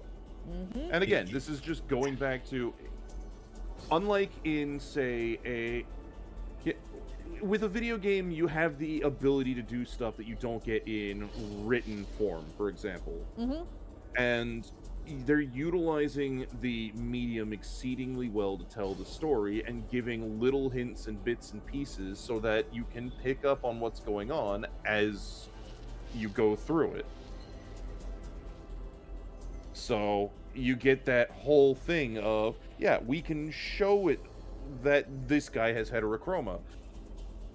At the moment where they first show it, it may not necessarily mean much to you, other than it's the close-up showing, hey, this guy has the villain vibe going for him. Mm-hmm. But you certainly notice it coming back through. Right, if you are going to switch over to 4, what I'm going to do is I'm going to pop to OBS and turn off the game screen for a minute. I'm also going to turn off the background music we've had on, because we don't need that at the same time. So 3 is your prequel story. It sets up a lot of the stakes for 1. There's a character in 1 where the implication is that it's potentially a relative of Dante's. That kind of becomes a canon thing. By the end of 3, Tema Negru has been cracked open. The door to hell is open. They have to go and sort it out, and the 2 brothers eventually fight at the top of the tower. Loads of stuff happens. Lady gets involved. She gets to be involved in getting revenge on her own dad. And that does some stuff to her. She struggles with it a bit, but she also helps to teach Dante to have just, a little bit more compassion and humanity. So that happens. Virgil decides to stay in hell. Dante comes back to the real world, and that's kind of sets you up for where you're at in 1. The implication being that Virgil had a terrible time in hell, ended up getting enslaved by Mundus, the guy who would go on to be the big bad of 1. That's why you've got this character that's wandering around, this sort of devil character, who seems to have some relation to Dante. It's Virgil, and then eventually more stuff happens. At the end of 3, if you manage to kill enough enemies during the end credits, it in fact shows you the hidden scene of Virgil charging to fight Mundus. Yeah. But of course that whole thing was added in later, because 3 obviously came after 1, but 3 is a prequel. So they took a lot of things from 1 to build 3 and remain consistent. Though you do see some changes through the game, so some things get retconned. But they tend to be very minor things, and they don't matter that much. So we had 1 come out, it was really good. We had 2 come out, it wasn't as good. So then 3 came out and decided to bring a prequel and made things really awesome. And then it was, okay, well, we want to make another one of these games, but how do we do something that's going to be compelling with what we've already got and where we're at? What do we do now story-wise? And Devil May Cry had kind of put itself into the comic book problem. You've got this badass character who's like he's almost a sort of comic hero in terms of he's got superpowers, he can do these sorts of things. We've already done the fighting a family member, fighting his doppelganger thing with Virgil, and this is how you do, reskinned characters correctly. We've got red Oni, blue Oni. The character models for Dante and Virgil were based on the same wireframe, but then with enough tweaked to make Virgil look unique. You get a wonderful scene at the top of Tem and Negru where it's raining and Virgil's hair is no longer all poofed up, and you can see how similar the two of them look. And when 5 came out with its graphic technology, they carried that through as well. The place they decided to make the two of them look completely unique to each other was their devil forms, which on the screen you guys can see at the minute. You can see the juxtaposition between their two devil forms and how different they look to each other. You can see it right now in the background of Devil May Cry 5. The devil forms are essentially behind them. And Wolf makes up a valid comment, and this is one of the struggles that series like Devil May Cry run into. When you have the unstoppable man as your protagonist, how do you up the stakes enough to make it make an antagonist threatening? And there's a couple of ways of doing that. And when 4 came along, they explored one of those ways. And that was by bringing in a new main character, which means you've instantly hit a potential problem. If you bring in a new main character to an established series where you know people are going to be coming back for a specific thing, you can really walk into some pitfalls. You can look at movie series that have done it, where you start hitting problems. That's the slasher movie genre. Whether you're talking about the Halloween series, Friday the 13th, etc., you can see how that can become a problem one way or the other. And in video games, that of course brings us to Metal Gear Solid. Specifically, Metal Gear Solid 2, Sons of Liberty, where Hideo Kojima was also experimenting with this problem before Devil May Cry 4 was in production, where he wanted to have that narrative moment of, let's see our cool established person that you guys all love from the perspective of somebody else, from somebody who isn't as competent, somebody who's perhaps following in their footsteps. And in concept and in theory, that's a really great thing to explore, and it can take you to some great places. Metal Gear Solid 2 hit every single pitfall you could, though, unfortunately. Be back in a moment. The characters in Metal Gear Solid 2, the way it was advertised wasn't done particularly well, and I don't know necessarily how much of that is Kojima's fault, but putting out a demo that let you play as Snake with the modern technology and doing all the cool things with Snake, only to then get the actual game and you start off playing as this other dude, felt like a rug pull in a bad way. It didn't feel nice. It almost felt scummy. And it kind of was, because I do put this more on Konami and the way advertising works than anything. They used a demo that a ton of people played because the demo was given away for free on an incredibly popular magazine at the time, to entice you to want to buy the thing. But by not then immediately giving you the thing that you'd come to buy, it feels like people have been sleazy with you, that you've been lied to. And that's not a good way to start a game off. Add in that Raiden did not have a well-developed personality. And even though he does have a character arc through the game, it's not as broad a character arc as it needed to be to make him as fun as he should have been. Bait and switch. Yeah, it felt like a bait and switch. That's a good way of putting it, Ninja. So, you've hit some problems there. It took far too long before you got to actually do stuff with Snake once you were in this position and you had the different stuff happening. The weight of the narrative wasn't centered on the thing that you were there for. It was centered on this character that you don't know as much yet, and it was kind of complicated, which is typical for Kojima stuff. And, it didn't sit right. It didn't feel right. And even on top of that, it didn't do the other thing that a video game should do, which is we've brought in this new element, but we haven't given him any new unique mechanics. Raiden plays very similar to Snake. He has the same kind of tool set, the same kind of job requirement, the same kind of way of progressing through what's going on. So not even similarly, they are literally identical in gameplay terms. Yes. So when Devil May Cry 4 came out, it decided to do the same thing. We want to show Dante from the perspective of a younger person who isn't as cool as him yet, but who can see, you know, how cool this character is and has reason to come up against them. And you sort of get this new generation Youngblood thing going on. Couple this in with the fact that Capcom was, of course, at the time wanting to bring in newer, younger fans to continue purchasing their series. And, you know, it makes sense to bring in a new character, a new younger character, but you need to do it right. You need to make him compelling. We need to give him a personality that people can gel with.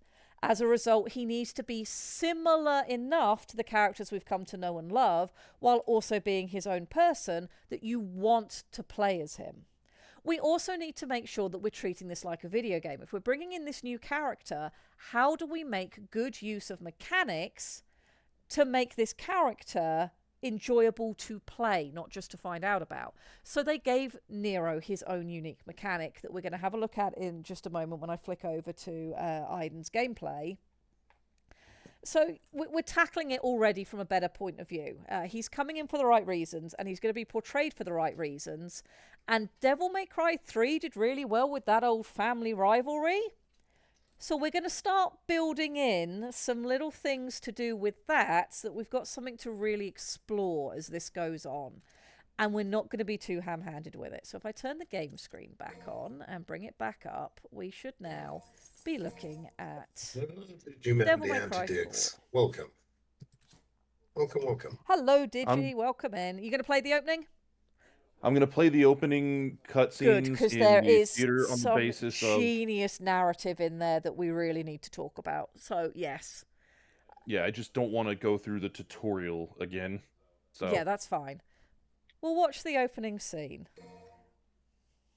Yay, opening. Yeah, it's much seen. It's really good. Oh yeah.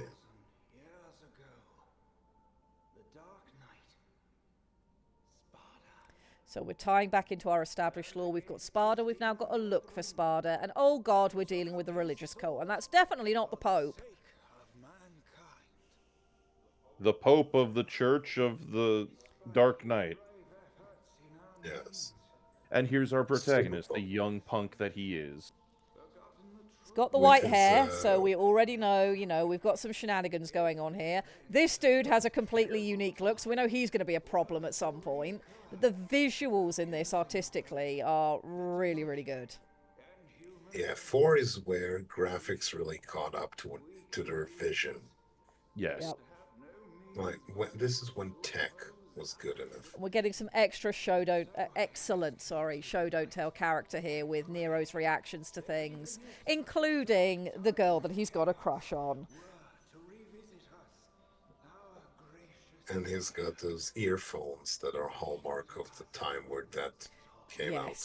Yep. And the red coat, because of course we need to know who's he related to. Mm-hmm. Oh, that's the wonderful thing with Nero is once you know and you have the option to start paying attention, Nero's entire outfit is blue and red. It's a very dark blue, but blue and red. Both the colours of the previous, you know, Devil Hunters that we've been following. Yeah. Of course, his hand is broken, so we'll keep. So his hand is not broken. This is where we get our new mechanic coming in. I know, but the sling is very visual. And introspective, I agree with you that Nero is an excellent throwback. He definitely aligns with Sparda better than the two sons of Sparda. Yep. And this is where we get our initial reframe. I mean, we've just watched this lovely religious ceremony. There's been nice singing. We've got this nice girl character. Dante's just turned up and shot the fuck out of the Pope, who you assume is human. And it's like, what? Why is Dante now the bad guy? He shot the Pope of the Church of his own dad. So the dude with the pointy beard is Credo. We're going to talk about his character design in a minute as well. But we'll go through this first. Yes, Credo. That name doesn't ring any bell. Shot Ezio.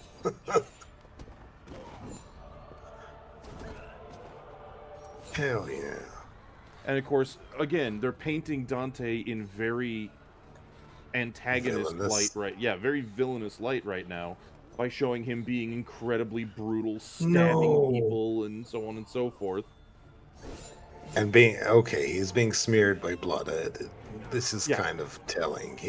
They're taking their time showing all the gore Yep. and the fact that he's not pulling any punches. Between the music, the camera angles, and the actions that they're portraying, it's all making it out like Dante is now the bad guy. Of course.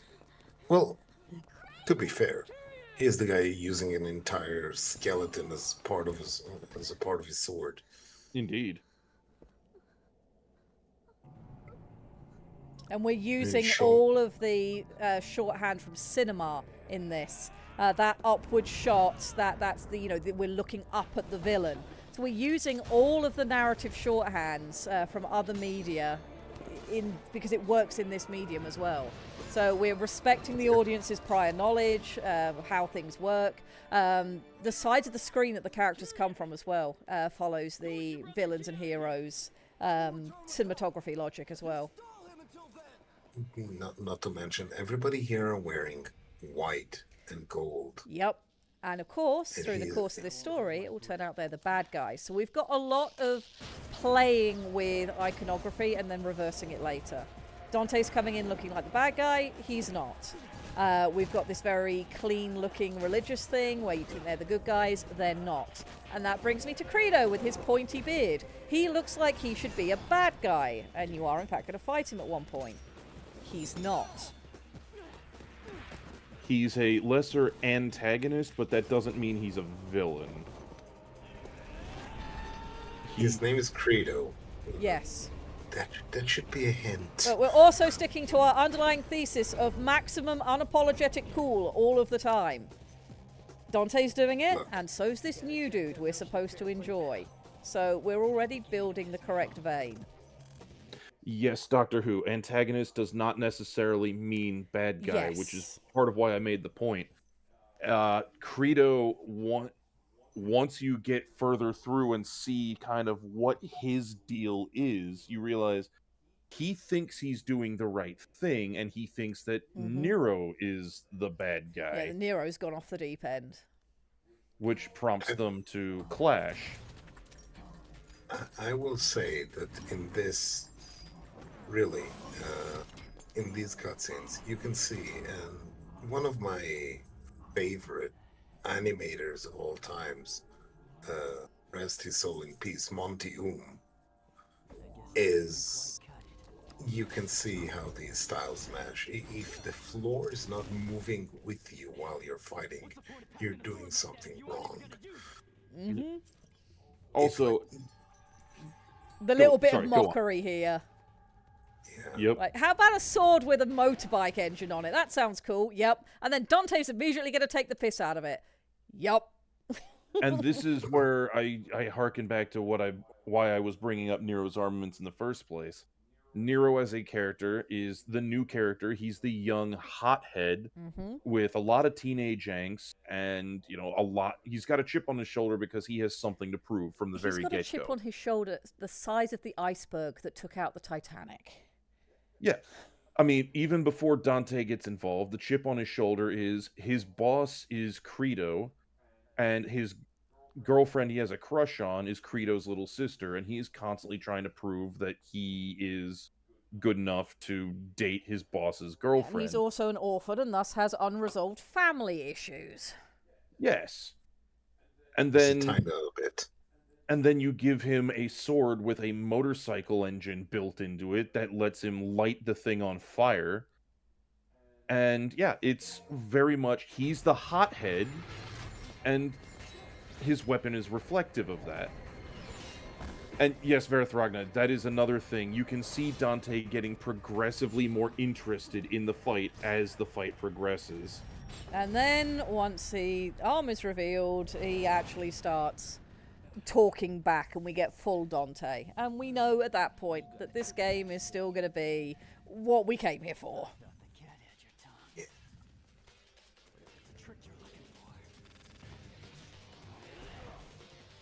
And the demon arm is what's going to give Nero the very important thing for this medium, which is a new, fun gameplay mechanic to make you not regret the fact that you're not immediately playing as Dante.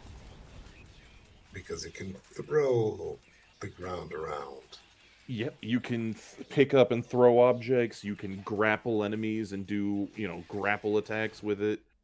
It's cool stuff. It's very cool stuff. And Delta, correct. There are many reasons you might find characters in opposition without either of them being evil.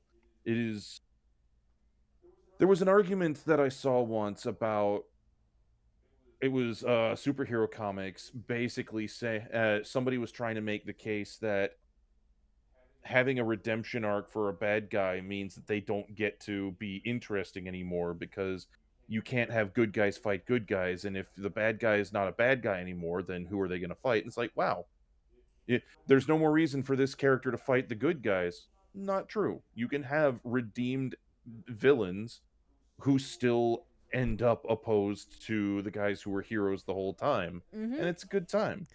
Conflict is much more complicated than just right and wrong. Yes. And they did such a good job with Nero's arm, because it feels so good to use it. So, you're looking to play, huh? I love the sass here as well. And you also got that's Chekhov's bench. So we've just seen Nero fling Dante into it, and Dante has just been cool as hell about it. This will come back, because we need to make sure that we're aware that all the characters in this are stupidly cool, and that this is going to be a game all about one-upmanship. We are okay. And there you go. There's the payoff. Watch this. Yes. If we're not going to see the scientist poetry, we can watch the scientist poetry if you would like. I'm going to yell. Because this scene is poetry of cinematics, and also throw roses to explodify people. I mean, yes. It's also just showing again that unapologeticness, because the game is not afraid to be campy and stupid at times when it serves the purpose of the game and it's fun, because this is a video game. You came here to have fun. Yes. Remember, you're not playing Devil May Cry if you haven't stabbed Dante through the chest. Yes, Dante must be stabbed through the chest at least once and pull himself off of it the wrong way. And also, it has to be one of his own weapons that he gets stabbed with. Yes. Of course. Otherwise, how do you know it's his? It has to be baptized with his own intestines. Not blood, because he's not bleeding, but, He does pull this out the correct way this time. I would say that looks more like a lung hit. Really? It does look like his sternum, but... I mean, in one, the thing goes through his entire chest and his neck, because he pulls it out through the back of himself. Hey, it's fair. And there's your first hint that not all things are correct with the white-robed guys. When their soldiers are, like, obsidian black with glowing red, like, volcanic look to their orifices. They're just salamanders. They're the good guys. Indeed. And cheeky Dante is back. Yeah, they're from Nocturne. Now we know he likes him. So that's your introduction to Nero, and then you start playing as him, and he feels really good to play as, and you carry on through his story. He's very motivated by having a love interest, which is Kyrie, and the game does a good thing story-wise. It doesn't really overplay that. It doesn't force you to go through scenes that don't belong in the game or don't serve a purpose. It's established in that opening cutscene that Kyrie is she's the girl he's got a crush on. They're very close to each other, and you can trust the audience to understand what that's like. So you progress through the game, you come across these increasingly interesting characters. We will do the scene in a moment. No, you need to show them Pandora, or at least some of the weapons. Yes, we will pull some weapons out in this.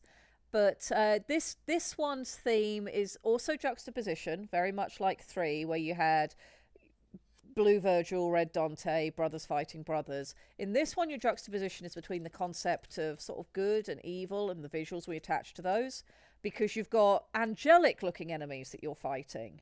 They're the bad guys. The demons are just kind of there, just taking advantage of the situation, and are actually the lesser evil in this. But you've got this very strong juxtaposition visually. You've got these white, sort of angelic-looking enemies, but they become somewhat inhuman. They look almost insectoid at times, particularly with Agnus the scientist, whose ridiculous scene is one that we're going to see. Are we going to do that first, or am I going to do some gameplay first? I don't mind. Which would you like to do first? Cherry, like, you haven't been playing for a bit. I can feel the itch. You're itch to slave from 2 oceans and 3 tectonic layers away. Go kill something. You ain't wrong. Oh, go nope. Kill something. One systems quit mission. I went 1 mission too far. Oh, don't do that. Don't do that. Last time I did it, I started a war. The fight mechanics against Bug Guy, yeah. There's some good mechanics in there. So, of course, as this game goes on, you're going to get a whole load of narrative stuff that happens. One of the things that happens is Nero ends up with Yamato, Virgil's sword. The scene where this happens, the sword is broken, it ends up being put back together, and Nero begins wielding it. And of course, this is, you know, how you come to the realization that, yes, Nero's not just a devil hunter, he's of the same bloodline. He's of the Spartan bloodline. He's not Dante's son, but he's clearly related to somebody, and it must be Virgil, because the moment he's in trouble in the right way, Virgil's sword ends up putting itself back together. He can wield it. And, you know, this explains some things, including Dante's interest in him. Virgil did, in fact, make the sex. He did. I mean, I just put it out of my mind. I don't want to think about it. It makes brain hurt. Did he literally just drop his pants, wiggle it around for a minute, and then suddenly, out of the blue, she's knocked up? The moment the zipper goes back up, it's like Fist of the North Star. So he pulls the zipper up in the same way that he puts the sword back in the sheath. Yes, why not? Yes.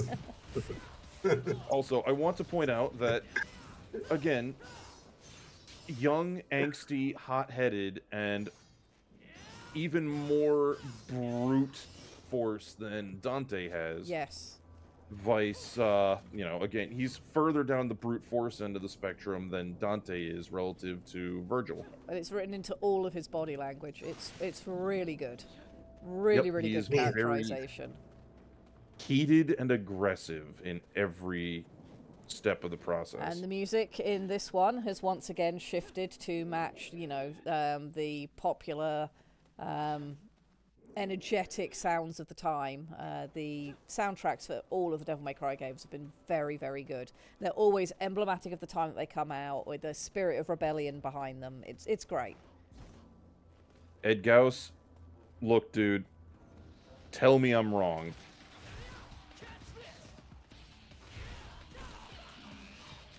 And his devil arm is just so much fun to use. So enjoyable. It is.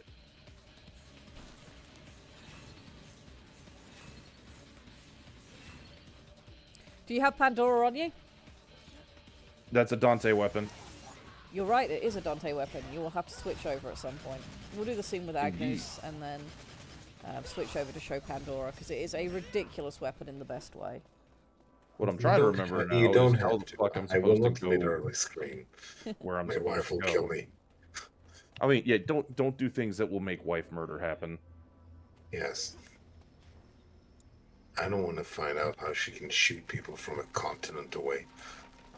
Indeed. Yes, there's a character we haven't talked about yet because we haven't seen her on screen, but while you're noodling about, perhaps it's time we talked about Trish and what an excellent character she is. And Nero is my favourite character in the series because his arc ties together so many other arcs. It's done so well.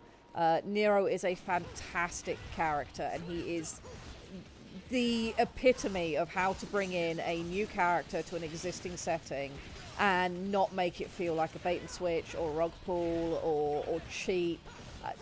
Nero's character arc is excellent. as you follow it all the way through 4 and then into 5, and the ending of 4 is something we'll have to talk about shortly. But Trish, let's talk about Trish. For anybody who's not familiar with the series, in the first game, Dante is approached by a very attractive lady called Trish to get him involved in the plot and what's going on. And the reason that he gets involved is because she looks startlingly like his mother. Albeit, you know, she's got a very different attitude and is wearing different clothing. But she's the spitting image of his mother, just with a very different personality. And she is, to all intents and purposes, eye candy. Aggressive eye candy. She can fight, she does fight. But she's supposed to be your stereotypical, very attractive blonde lady with big boobs. She's wearing leather. Oh my goodness. And it'd be very, very easy to pass her off as, oh, she was only written in because fan service and to shift units at the store. Which, of course, is something that Lara Croft has been accused of through the years, etc., etc.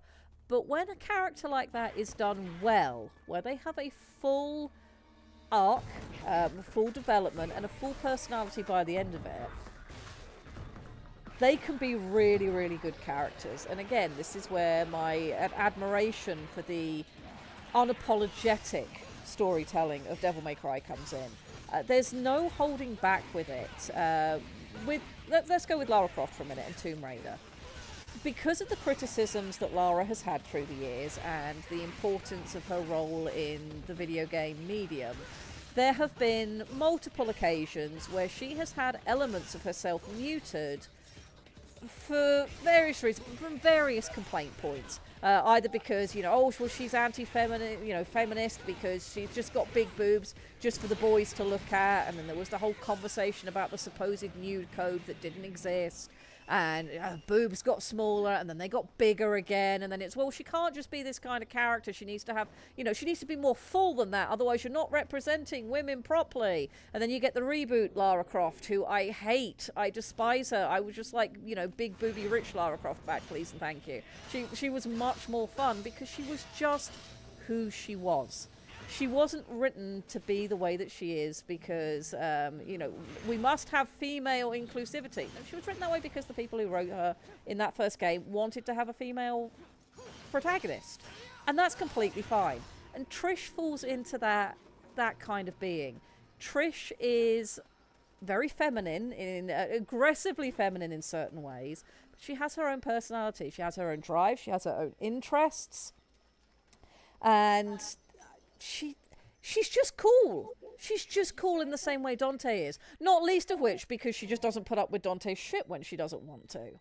But the two of them form an excellent partnership. And that partnership doesn't have to result in any kind of romantic story. You don't really get a true romance explored in this series until 4 with Nero and Kyrie.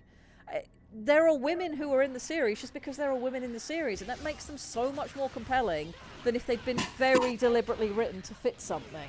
And I'm going to have to get up for a minute because Anka's just throwing things on the floor. I will be right back. I will point out that Lady Red just pointed out people can be just people without any particular deference to the romantic stereotypes. Not everything has to be about sex. Correct. Dear heavens. Please, you heard it first. WVPL 76. People can just be people and still mean things in stories. Even any opinions of Sephirotic fruit? Are you trying to give me aneurysm? Listen. People have First of all, this is a bullshit Kabbalah nonsense that the Japanese took, and they decided to murder flay into existence by baptizing it in so much acid that even a 70s metal band couldn't digest it all. That's a lot of acid. That word means Sephiroth, meaning to count. You need to count the names of God in the Kabbalah, and this is what the word means. This is Sephiroth. This is Sphirot. count. You need to count the names of God from the bottom of the life tree to the top of the life tree. Kleepot means the shells, the things that separate divinity from the normal world. God damn it. This makes me angry, okay? This makes me angry. There is so much cool shit you can do with that mythology. There is so much to it. This thing has been around for 1,000 years of recorded, written history in books, written in language that you can read if you just put your head to it. But no, we're going to grab onto it and we're going to use the phonetics, and then we're going to give it 17 wings because we can't even count, which is what the word means, by the way. I am back. I have picked up after Anka, threw everything on the floor. I have been sat enjoying Lichter going through the Sephiroth rant again. Alright, Introspective says, I disagree with you, Dante, Lady and Trish have romantic connections, but there's such mess is meant in that they're going anywhere with it. That's kind of my point, is it's not... People obviously have feelings for each other, but it's not like Dante and Trish are in a committed relationship, or Dante and Lady are in a committed relationship. You don't get any of that that's used so often in narratives to try and raise stakes until this one. Nero is very much in a relationship with Kyrie. It might be, you know, early stages of a relationship, it's young love or whatever, but the two of them are clearly sweet on each other in that traditional romantic, let's add this to a narrative kind of way. This is the first game that really sort of added that in. None of the others fell into that pitfall because it didn't serve the purpose of the story that you were telling. But here we're trying to write this new character, make him interesting, who we're using as a lens to look at the already established cool characters in a new way. So making Nero more like the average person, especially the average teenager that you want to be buying this game, was a really good move. He's young, he's angsty, he's in love, it's his first love. Everything is very over the top because hormones are a thing, and it makes him appealing. And on the subject of relations, the whole reason I picked this level is for this encounter. We were talking about how you don't have to be a villain to be an antagonist. We now have the showdown between Nero and Credo. The shape language on Credo. He has such a good character design. Such good shorthand for what you're supposed to think of him. Yep. He's an inquisitor. And an asshole about it. Mm-hmm. What exactly is the order after? And who the hell is Dante? You do not demand answers from me.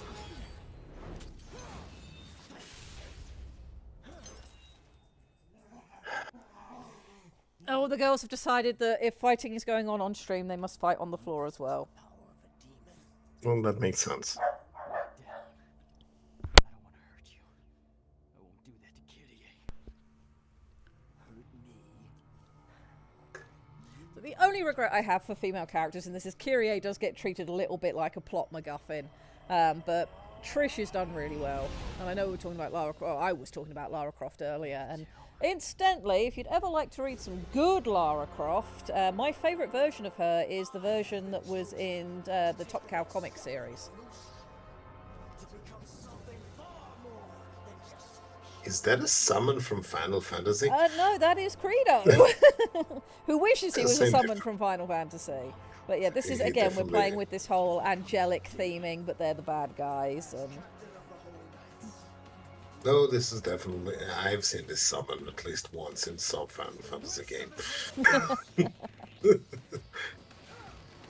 and then you get to fight Credo. Yay, sword and board paladin. So unique. Yes.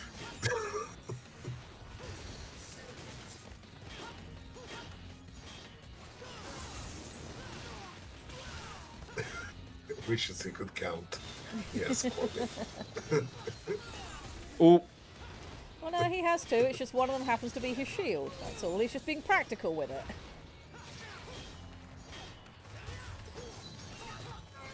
I really enjoyed the visual design of this series when I first got into it, and then 4 is my favourite because I feel it's got a really good, strong narrative in it. You can't have 5 without 4. 5 is categorically the best in the series, but it doesn't work without 4 coming before it. I just love all the elements they pulled together in 4. A lot of people still criticized Nero when this game came out. It was a massive commercial success, as it rightly should be, and did every job it was here to do. But there were complaints against Nero, but I have always really liked him because he does the job that he was invented to do so well. He's interesting in and of himself, he has his own character arc, and he gives the characters around him that you already know a character arc that they couldn't have had otherwise. Seeing Dante from the outside through Nero and working through that, and the juxtaposition again of them against each other, even though they're not necessarily on opposing sides, is really good narratively. It's very satisfying. Satisfying is the word I should be looking for. Especially when you sort of get your handing of the torch moments in this game.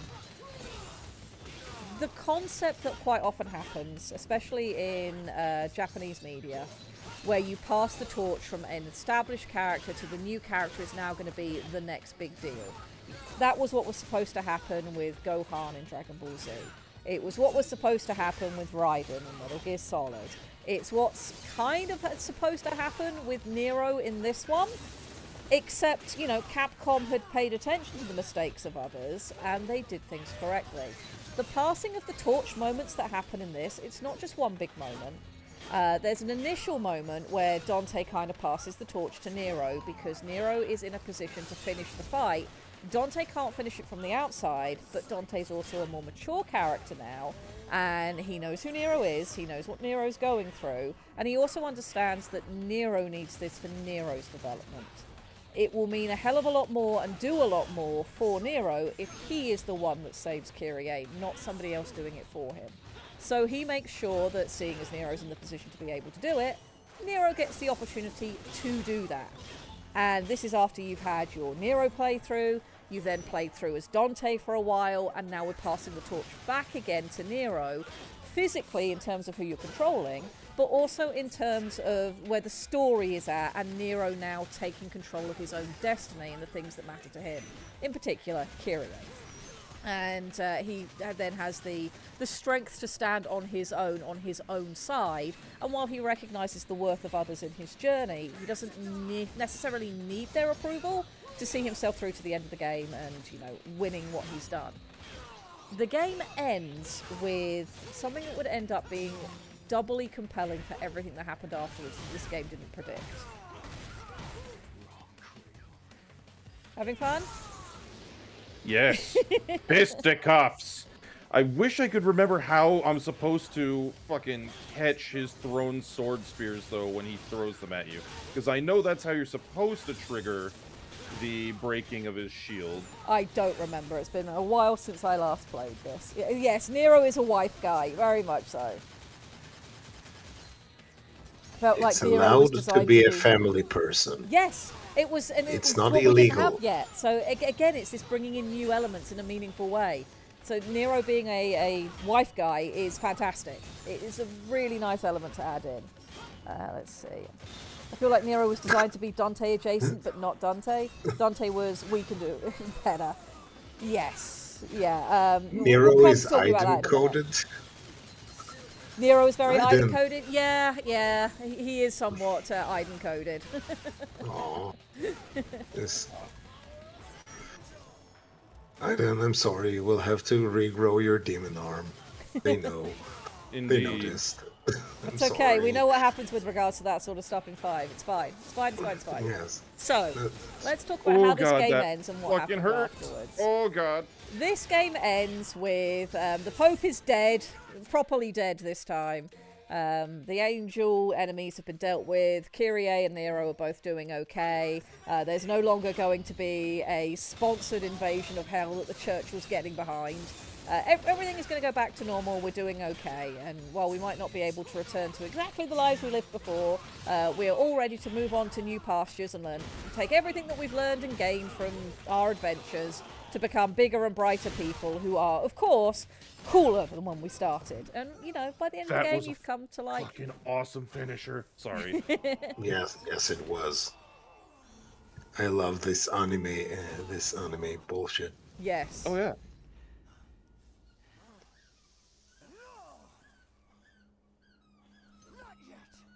Hell yeah.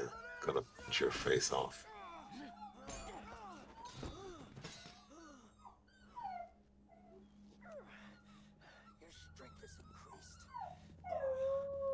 the power anime. I hear a howl. Would you like to know why Anka is howling?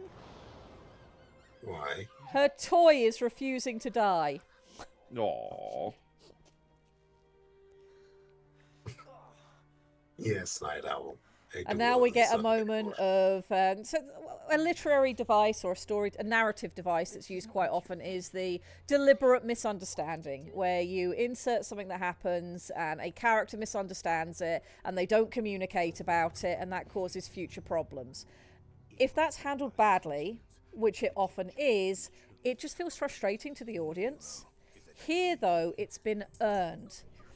You understand why Kyrie doesn't know why her brother and her boyfriend are coming to blows. And we're playing with the obvious imagery here. If he's got the devil arm, he must be the bad guy. But Kyrie isn't given the opportunity here to have that conversation that should happen because Agnus steps in.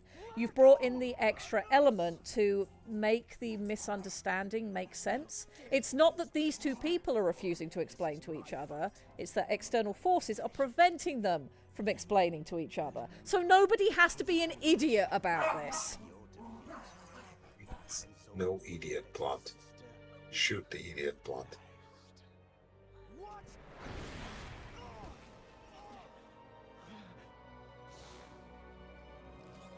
Okay. He's a fucking firefly.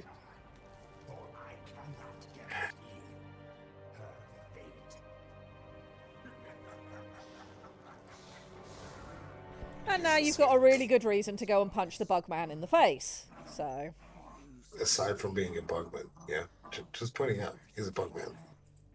Right. It's in the rules somewhere. It has to be in the rules.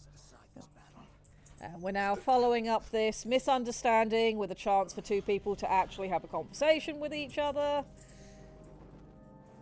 And this provides us some drama for later on. So it's played well. It doesn't feel frustrating, and it doesn't feel like any character was undersold by using this narrative device. Kyrie didn't have to change her personality for it to make any sense. Nero didn't have to change his personality for it to make sense. It's done very well. This is that particular narrative trope used correctly.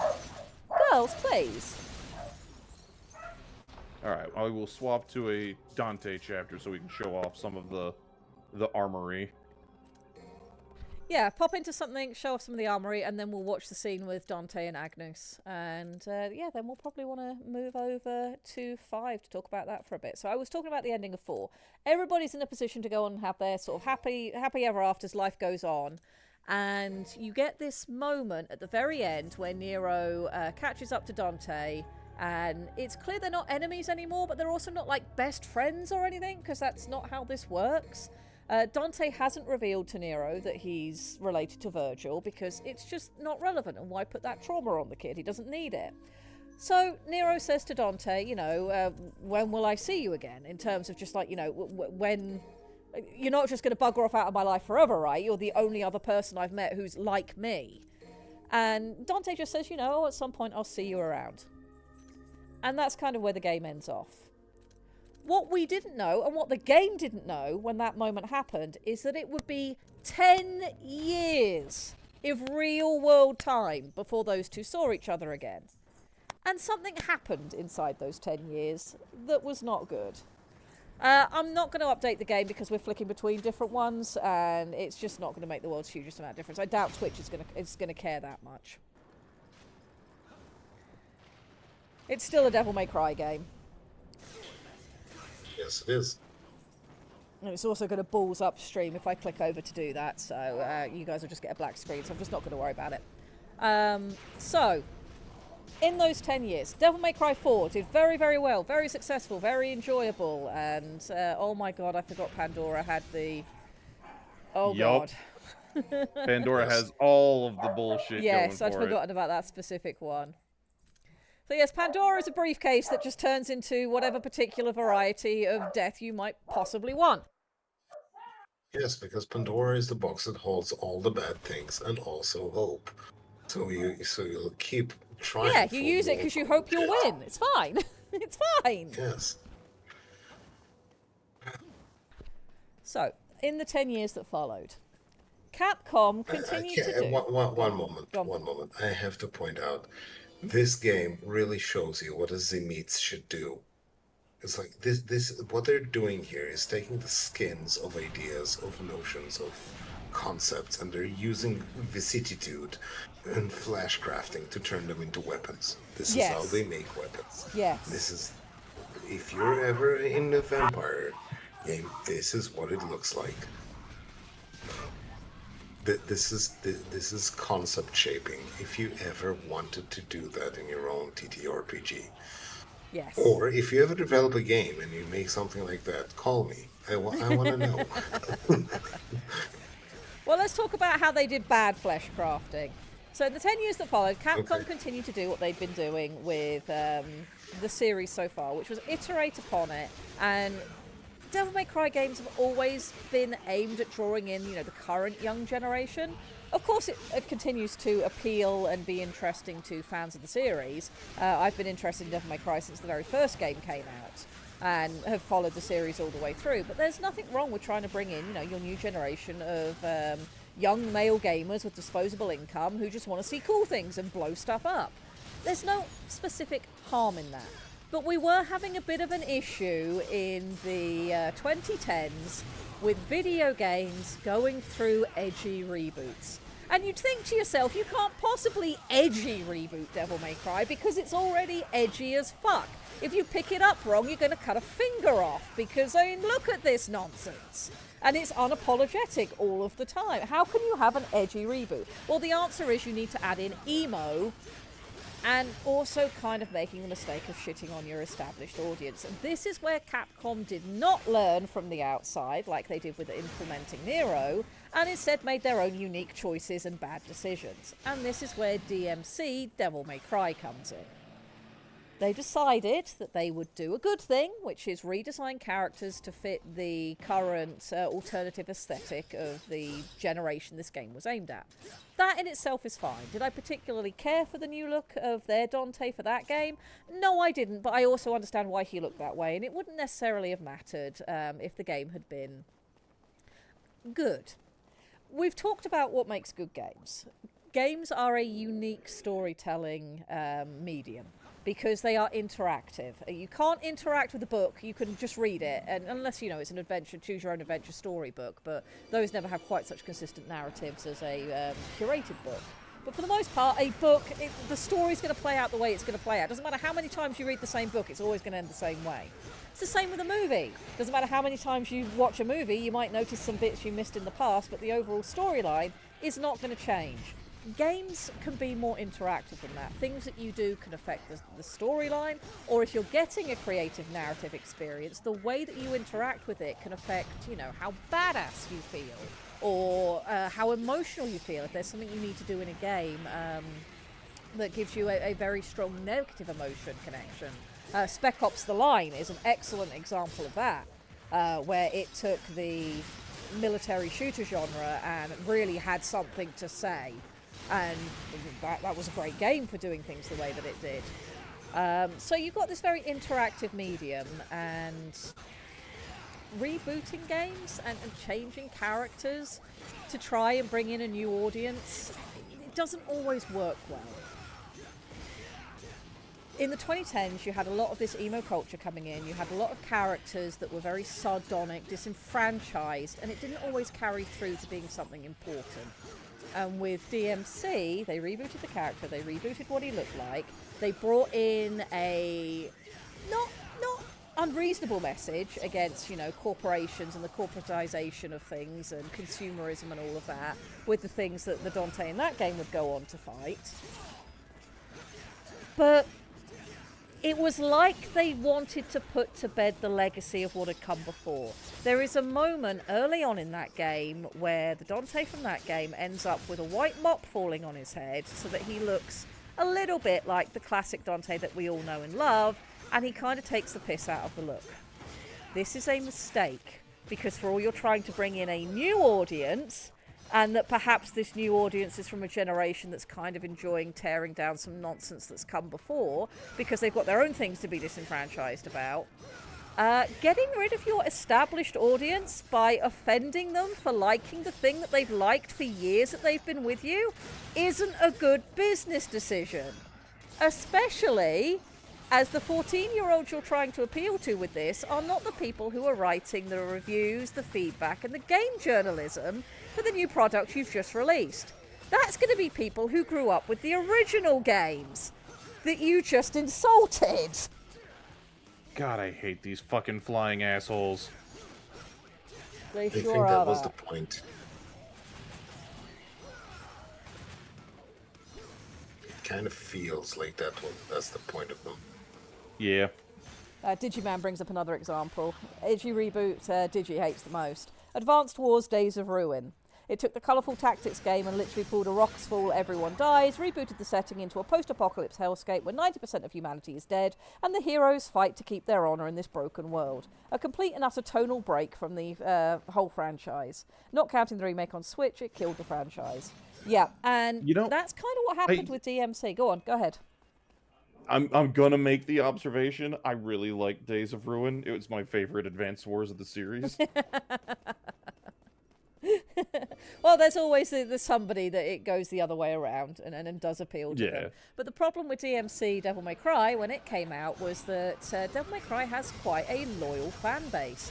This game the Devil May Cry series invented this Spectacle Fighter series, and I will forever call it the Spectacle Fighter series because Yahtzee is right, and whatever game stores decide to list things under is usually bullshit and crap and tells you nothing. So, you've got the Spectacle Fighter genre going on. People have liked it. People have been very loyal to it. This would be seen when Bayonetta then came out, which, while I don't enjoy the character myself, so I'm not interested in the games, I know a lot of people really enjoy Bayonetta, and, having more games in the genre is not a bad thing. Variety is the spice of life, and that's what you want in the world. So DMC kind of deciding to shit all over the established audience, the established characters, the established chronological plot that had iterated upon itself over and over and over, and done so well in doing that, and had even managed to do the impossible thing of bring in a new main character that's actually likable. For them to go on and make a game that was so anti everything that we'd enjoyed before turned a lot of people off. I think that the DMC reboot, if it had had any other IP of its own, if it had been its own unique thing and just a new series in the genre, would have done immeasurably better. If it hadn't had the Devil May Cry license attached to it, hadn't had that overbearing narrative force of you must be a reboot of this already established IP, I think it would have just come across better in every way, and it wouldn't have been as restricted in what it could do with its own plotline and where it was going. The reboot was made by Ninja Theory, and they were spiteful fucks. Yes, Ninja Theory have made games people like, but I can't say they're my favourite development team. So, unfortunately, the reboot... I will chime in and say that as the reboot is the only Devil May Cry game I seriously played, and I did not have the entire baggage with it. Yes. And I can concur to everything you just said. I didn't have the baggage. I had a grand old time playing that Spectacle game. It taught me things about how to juggle enemies in the air. It gave me an intuitive way to play. But it failed in doing the one thing that it should really have done. Yes, being a Devil May Cry reboot. It didn't make you go back and play the other games in the series because it wasn't linked to the other games in the series because you still haven't played them. And you've got them now and you're going to be doing so, but it failed. Yeah. The point of what it was supposed to do, which was bring in a new audience for a new generation, it didn't tie back to what was already established. It actually cut off people from what was already established. New players didn't go and buy the old games, and old players didn't like the new game because it spat on what had come before it. So it ended up failing in doing the job it was supposed to do, so Capcom put the series to bed. This was why we didn't get another game in the main series until 10 years later. And that was 2018, where Capcom, who I'm not like a massive Capcom fangirl. Capcom makes a lot of games that I like, but they also make a lot of missteps, and they make a lot of games I don't like. I think in terms of AAA game companies, they are very far from the worst, but that doesn't automatically make them good. Capcom makes mistakes. I'm not trying to be a shill for Capcom here, but one thing Capcom has been pretty good at doing is recognizing when they fucked up and doing something about it. So yes, they put the series to bed for a while, but when they were ready to come back to it, they took the lessons that they'd learned and they applied them in a meaningful way. So we started. They out also our journey managed today. to make you very fucking angry, and then I'm suddenly about to giddy talk like a about that. schoolgirl. So we started our journey in 1999. We're now going to move to the wonderful year 2018, with all the joys that was going on at that time. And, the Game Awards are happening, and Game Awards show, or Game Announcement show, whatever it was it E3? It was something. But, the gaming landscape is changing, journalism is changing, a lot of things have moved online, and people aren't always attending events in person anymore, and we've all learned that you can't really get too hyped about too many games that you see, because you're being shown pre-rendered snapshots of a specifically, advertising build that is not necessarily going to be representative of what the real game looks like or how it plays or anything when it finally comes out. Pre-orders, we are learning, are in fact a complete scam by this point, and if you need a spreadsheet to track which outlet you need to buy your game from to get the content that you actually want, the world has kind of gone to hell in a handbasket and consumerism is rampantly out of control. This is the year 2018. This is where we're at. And there is announcements going out of new games that will be coming in the following years. And we find out there's going to be a new Devil May Cry game. And the initial reaction from everybody is, oh god, it's going to be a sequel to the awful reboot. It's finally happening. They've put it down for a while, but we're going to go back to awful Dante. This is not helped by the fact that when they start playing the trailer, it opens with Nero from Devil May Cry 5, who just so happens to have cut his hair to look a hell of a lot more like the Dante from DMC Devil May Cry. So, as I'm looking at it... Oh, the dogs are going to have a fight about who gets to sit on my lap. Could we not? Could we not? So as I'm looking at this trailer, and we've got, Devil May Cry 5 Nero on screen, I'm thinking I'm looking at the new iteration of the reboot.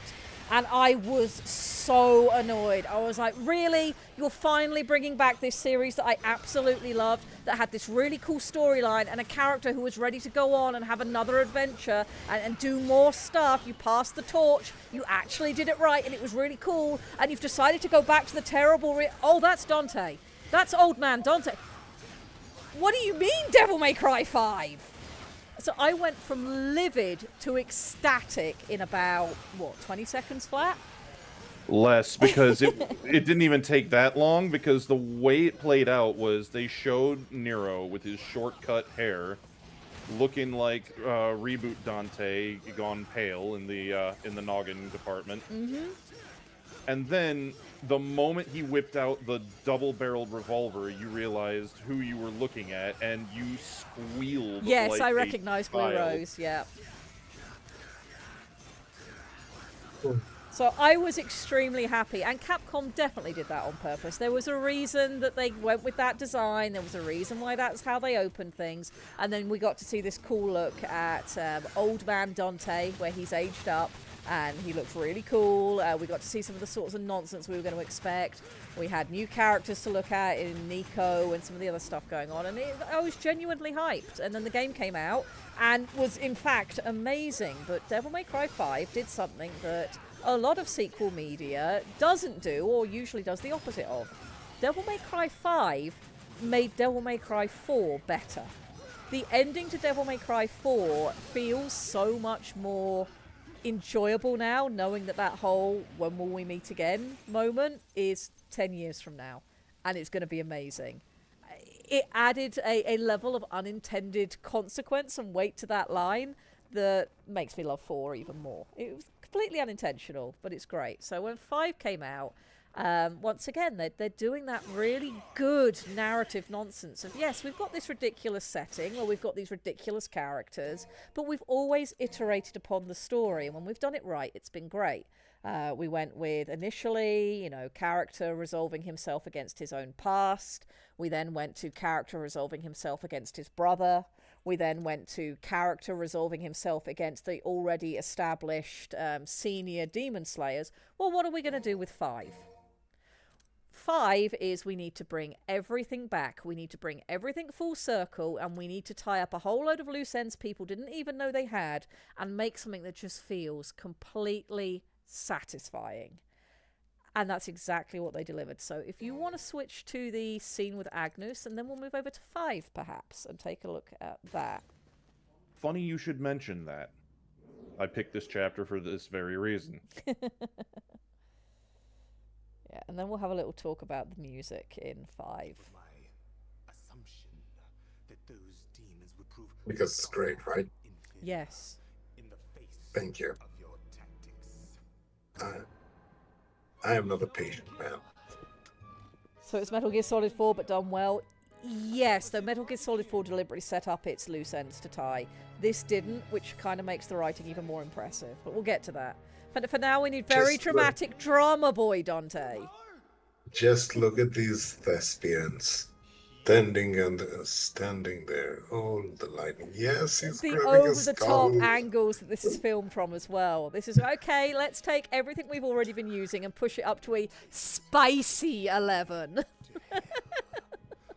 These thespians. Oh, poor Yorick. I knew him well.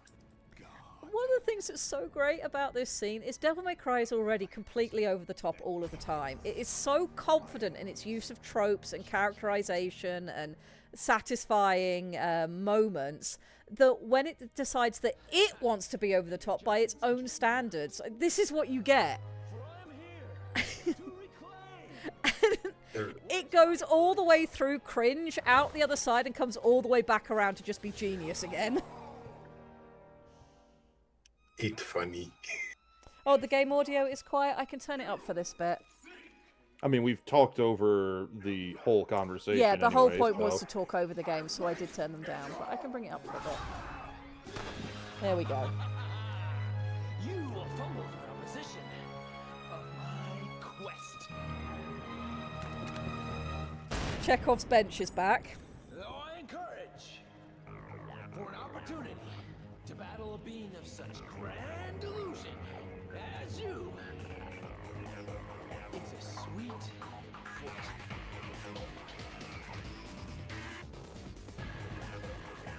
And then into battle music. Yep. It's pointing out that we have like 20 minutes. Yeah. Ow, ow, ow, ow. Yeah, we do. So We we'll were switch having over time. fun. I did say that if I ever talked about Devil May Cry, it was going to take me forever. Because said I we have were having fun. opinions. I have opinions on this series, and it's just so... The characters are so well written, despite the fact that they are tropish. But they're tropes done... This is one of those examples of tropes are not in themselves an inherently bad thing. They are good if they're done well. If you use them for something satisfying, if you use them to tell the story that you want to tell in an interesting way, they're great. They are absolutely great, and Devil May Cry 5 uses them unapologetically to its best effect when it, on all the good streams. Oh no, the stream has ended. Please boot up the next one. That's what I'm doing. That's what I'm doing. So the characters are well written. The shape language. I mean, we're not talking about visual arts today. We're talking about writing still and narrative. But the visuals for the series are fabulous as well. The arcs that the characters go through, even with established characters who technically have already, found themselves and know who they are, they still do interesting things to make them compelling. The relationships and interplay between the characters is fantastic. And going back to Shoal and all the work that we did setting up to write our novel, where we wrote those character sheets that allowed us to know, these characters act in this way. These characters have these unique notes to them. These are the subplots that are going to tie people together. Devil May Cry has all of that planning that has gone on in the background as well to deliver the same weight of narrative, but in a game. All right, are we going to go with Nero or are we going to go with Virgil? I'd like you to go with Nero because I'd like you to do the surfing on his arm and also talking about stakes. And Nero would be better for that. I mean, Virgil is a badass, and then bringing Virgil back in this in the way that they did, and the way that they personified him to continue his arc from where you last saw him, is really good. Especially the fact that we now have a narrative thing that Virgil does. There's a narrative in play. One of the big narrative tropes I've talked about this year is a dramatic irony, where you let the audience know something ahead of time that the characters don't. So it gives the audience attention that the characters aren't feeling as the characters head in to deal with whatever it is that you've already revealed to the audience. And it deepens that sense of drama and satisfaction when the audience sees it resolve. Well, in this, by this point when this game came out, we all kind of knew that Nero must be Virgil's son. But we also knew there was no way Virgil could know that because he hasn't been around for Nero's whole life. All right, guess I'm walking then. Yo, check it out. So, the eventual moment where Nero and Virgil meet, we've got that dramatic irony building up the tension for us. We're linking things back in this game. We had, in Devil May Cry 3, Lady takes out her own father in a bid for revenge because of what he did to her mother and how he ruined her life, etc. Well, Nero's very angry in this one because he's lost his arm. Some dude turned up, yanked off his demon arm that Yamato was effectively bonded to and fucked off with it. And of course, us as the audience, with the dramatic irony we have, are like, oh, is Virgil back? Bet you Virgil's back. And, Nero's basically got some issues of his own to resolve. And we have Lady turn up in this and have the conversation with him of killing your own father, having to go that far. It does things to a person. And this is in response to when he finds out, Virgil's his dad and Dante's known for a long time and hasn't told him and he's pissed. Lady is there to give the perspective of that's because he cares about you. This would not have benefited you to know that. So again, we don't have people carrying the idiot ball. Also, side comment, introspective. Yes. Skipping the intro cutscene, but I mean, shit, dude. Devil Trigger plays if you don't suck when you're kicking ass. So yes. Yeah. We've also folded Trish back into this, and there is a wonderful moment. It's one of the things that I wish they'd done a little bit more with. My only criticisms for Devil May Cry 5. Are very minor. I wish we had more Lady and Trish. I wish the scene with Trish and V had been played out better. I'm going to be dropping some spoilers for anybody who hasn't played this game and doesn't know about the thing that happens in it. I assume most people have played it by now. I assume if you are here, you either know or you don't mind spoilers or whatever. But if you want to play this game and you don't know the things that happen in 5, I'm about to drop a pretty big spoiler for one of the main plot elements that goes on in this. This is your sign to click off now. So, this game introduces a new character called V, who has a really interesting playstyle. He is a minion master. He's quite frail in and of himself, although he's clearly a devil hunter of some description. And he has 3 different types of minion that he can summon to do his bidding for him. He has a big old Raving thing that's based on the boss enemy Griffin from 1. He has a big old Golem thing that's also based on stuff from 1. And he has a sort of Panther Shadow Beast thing that's also based on enemies from 1. 1 being the game that had the sort of armoured thrall to Mundus who you kept fighting that you thought, was related to Dante. And of course, this it became through 3. Yeah, that's Virgil. So V has these 3 creatures from the same game that you last saw Virgil in. And V is called V, and there's just certain things that are going on. I mean, I figured out very early on that V is Virgil, or at least some part of Virgil. He's related to Virgil, and that, of course, turns out to be the truth. So when Virgil, or V, runs into Trish, Trish is deliberately designed to look like his mother. Because Trish was designed to look like Dante's mother to get him involved in 1. So there is a moment where V and Trish are together and she makes the comment of, "I'm not your mother." And it's not tied in specifically to the full weight that should have. But that line is in there and I just wish they'd done a bit more with it. And it's just that wonderful bringing around of elements from previous games again. If you are a fan of the series, if you know the history of the series and the history of the characters, even though at the time V doesn't have all of the knowledge that you have, this moment where Trish says, "I'm not your mother" to him, hits so much harder if you're a fan of the series. Introspector says, I think they did too much with ruin it. I disagree, because Lady and Trish basically turn up to be enemies and you rescue them, and they don't really do a hell of a lot that you're directly involved in afterwards. I feel like we needed like an extra, maybe 2 missions that gave them some time to show just how badass they are and how far they've come from their original stories. I'm not asking them to become, you know, new characters with full arcs, but this is 10 years after the last time we saw the characters we knew and loved. Trish and Lady, I felt, were just not in it enough. It was a little bit superficial. I just feel like if there'd been a little bit more weight put on their importance in the series, it would have felt better. Oh, talking about the scene, that's what I mean though, is not necessarily in that scene, but I wish they'd done more with it in terms of, you know, maybe once V becomes full Virgil again, that there is some comment passed later between him and her. Just something that sort of comes back to that very brief moment so that it has a little bit more weight in the narrative. Not necessarily that she should have said more in that scene, but the scene should have carried through further. 4 gave us Lady and Trish as their own characters for gameplay. They could have done it for 5 as well. I mean, they could have, yes, they could have. But 5 is very, very well done. You've got great characterization going through it. There's one of the things that I love in this is what they did with Nero. One, they used him to sort of self-scrub the reboot out of being a problem anymore. But they did another really clever thing with him. As you're watching Nero, he's got reason to be angry, as usual in this game. That's kind of his default state of being. But it gives weight to the 10 years that passed in the real world for fans of the series. Because when you watch Nero in this, in particular some of his casual moments with Nico, he has mannerisms that he clearly learned from Dante. There is a moment where he points at the van when Nico turns up and he goes, "Good timing." And the little hand gesture he does to accompany with that is pure Dante coded. His body language is built to echo Dante in certain areas, implying the relationship between them has become closer. And, you know, that in the 10 years that we've been gone, they've been working together, etc. It's very, very well done.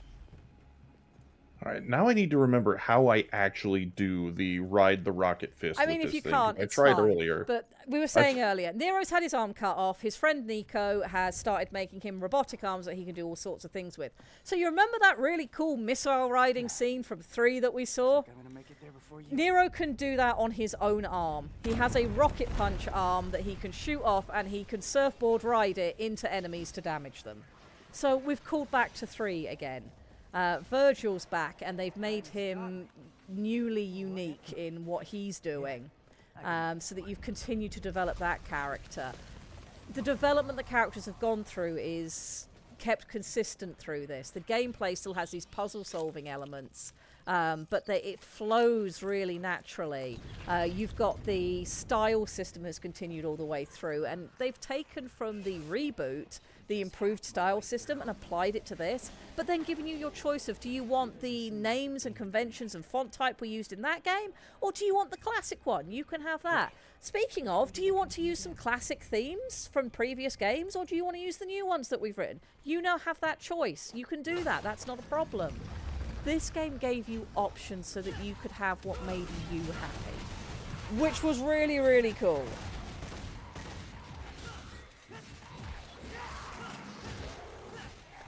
And Nero still feels really fun to play. I really like the lift them up, chop them in the air, drop them down. Yes. Fight style. It's very Oh god, good. Nero is much more aerial than Dante is in a lot of ways. Because Dante doesn't have the, without being in Swordmaster style, Dante does not have the ability to just juggle in the air for an extended amount of time. is so much fun. It really is. Robotic rocket arm? What is this? Metal Gear May Cry 5? Well, I think you know what series Revengeance took its cues from. Let's just put it that way. Devil May Cry is a very influential series. Both in terms of what it took its inspirations from and what took inspiration from it. It's a gem of the gaming genre. I genuinely love the Devil May Cry games. Ooh. Doggos be porking. They do. So, continual character development in this. They were in the same problem again. They've established Nero as a cool character. They've established Dante as a cool character. They've established Virgil as a cool character. They've run them through the obvious things and goals that they should be involved in. Or what do we do now? Well, let's recycle our idea from one but put a new twist on it. There is a demon coming back from the demon world who wants to rule Earth, and you need to stop him. And of course, this demon in this case turns out to be Virgil. The characters don't all know this, though V absolutely uses that name to sucker Dante in to get him involved. Just like Trish was used, her visuals were used in 1 to get him involved. This again? So we're recycling an idea from 1, but we're mixing it up because we've now got Nero in the mix as well. We've got that familial connection. We can now play with the relationship between father and son, and we can play with what it means to be a dad, because Virgil's been absent for Nero's entire life, but his legacy overshines everything that Nero has been through. He wouldn't have his demon arm if Virgil wasn't his dad. He wouldn't have gone through half the stuff he went through in 4 if Virgil wasn't his dad. His dad has helped dictate the shape of his life without even being there. On the other hand, he's had Dante as a father figure. And you see that in how Nero has developed as a person and how he then goes on to resolve his issues through the course of this game. So we've got the whole, dad with boy game going on, but it's got its own unique spin on it, and we don't need to have sad dads in this. We can have a different way of exploring the concept of complicated fatherhood. And we get to the end of the game, and we're going to now rehash 3. We have Virgil and Dante off to fight each other again. Only this time, Nero is the factor that decides that no, we're not going to let this happen. We're not just going to keep repeating the patterns of the past. Nero fully comes into his own as his own person, gets his full final devil form, which looks fucking cool, and he ends up, because his conviction is stronger, having the strength to get between the two of them and tell both of them to sit the fuck down. Nero has now had his complete arc. He is confident in who he is. He doesn't need other people's approval. He knows what's important to himself in life, and he will put himself on the line to ensure that the things that he thinks are important are seen through. And that includes knocking his family's heads together. Yes. Ultimately, Dad, work it out. Yes. It's a really cool moment where you're seeing all 3 characters at sort of the peak of their power, representing the things that they believe in, and it is Nero's middle ground that kind of wins the day. We then have the game finalise with both Dante and Virgil returning to Hell to go and sort the underworld out, because they can leave Earth in Nero's hands. We've had that sort of completed passing of the torch once again, only this time everybody's involved, and it feels incredibly satisfying. Everyone has gone through their full arc, everyone's come out of it looking cool and ready for whatever comes next, and Dante and Virgil can potentially fight forever in Hell in the best way possible, and you just leave feeling so good. You put the game down and you just feel good. It's excellent storytelling. I think that's a wonderful note to take a look at what Chet has to say, and cleaner palette, because after us there's Striker. Yes, we will be wrapping up here very shortly.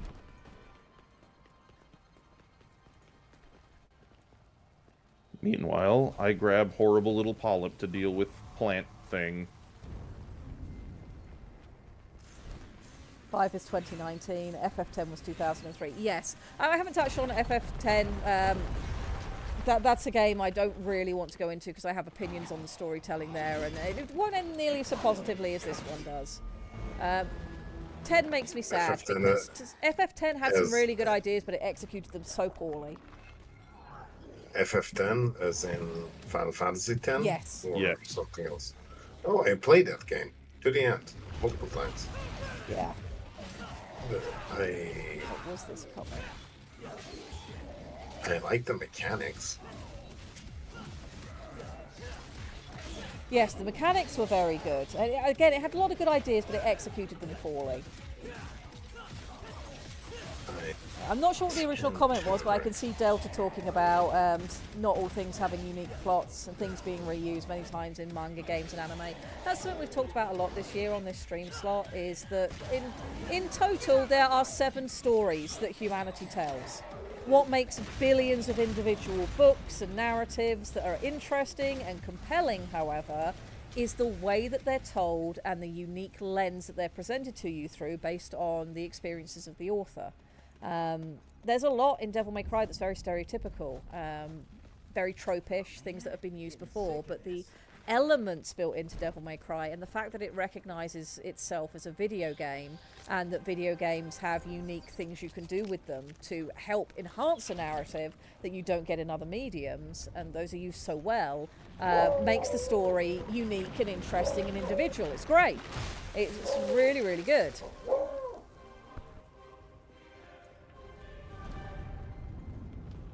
There's no other series quite like it. Bayonetta is kind of... Pip, do you mind?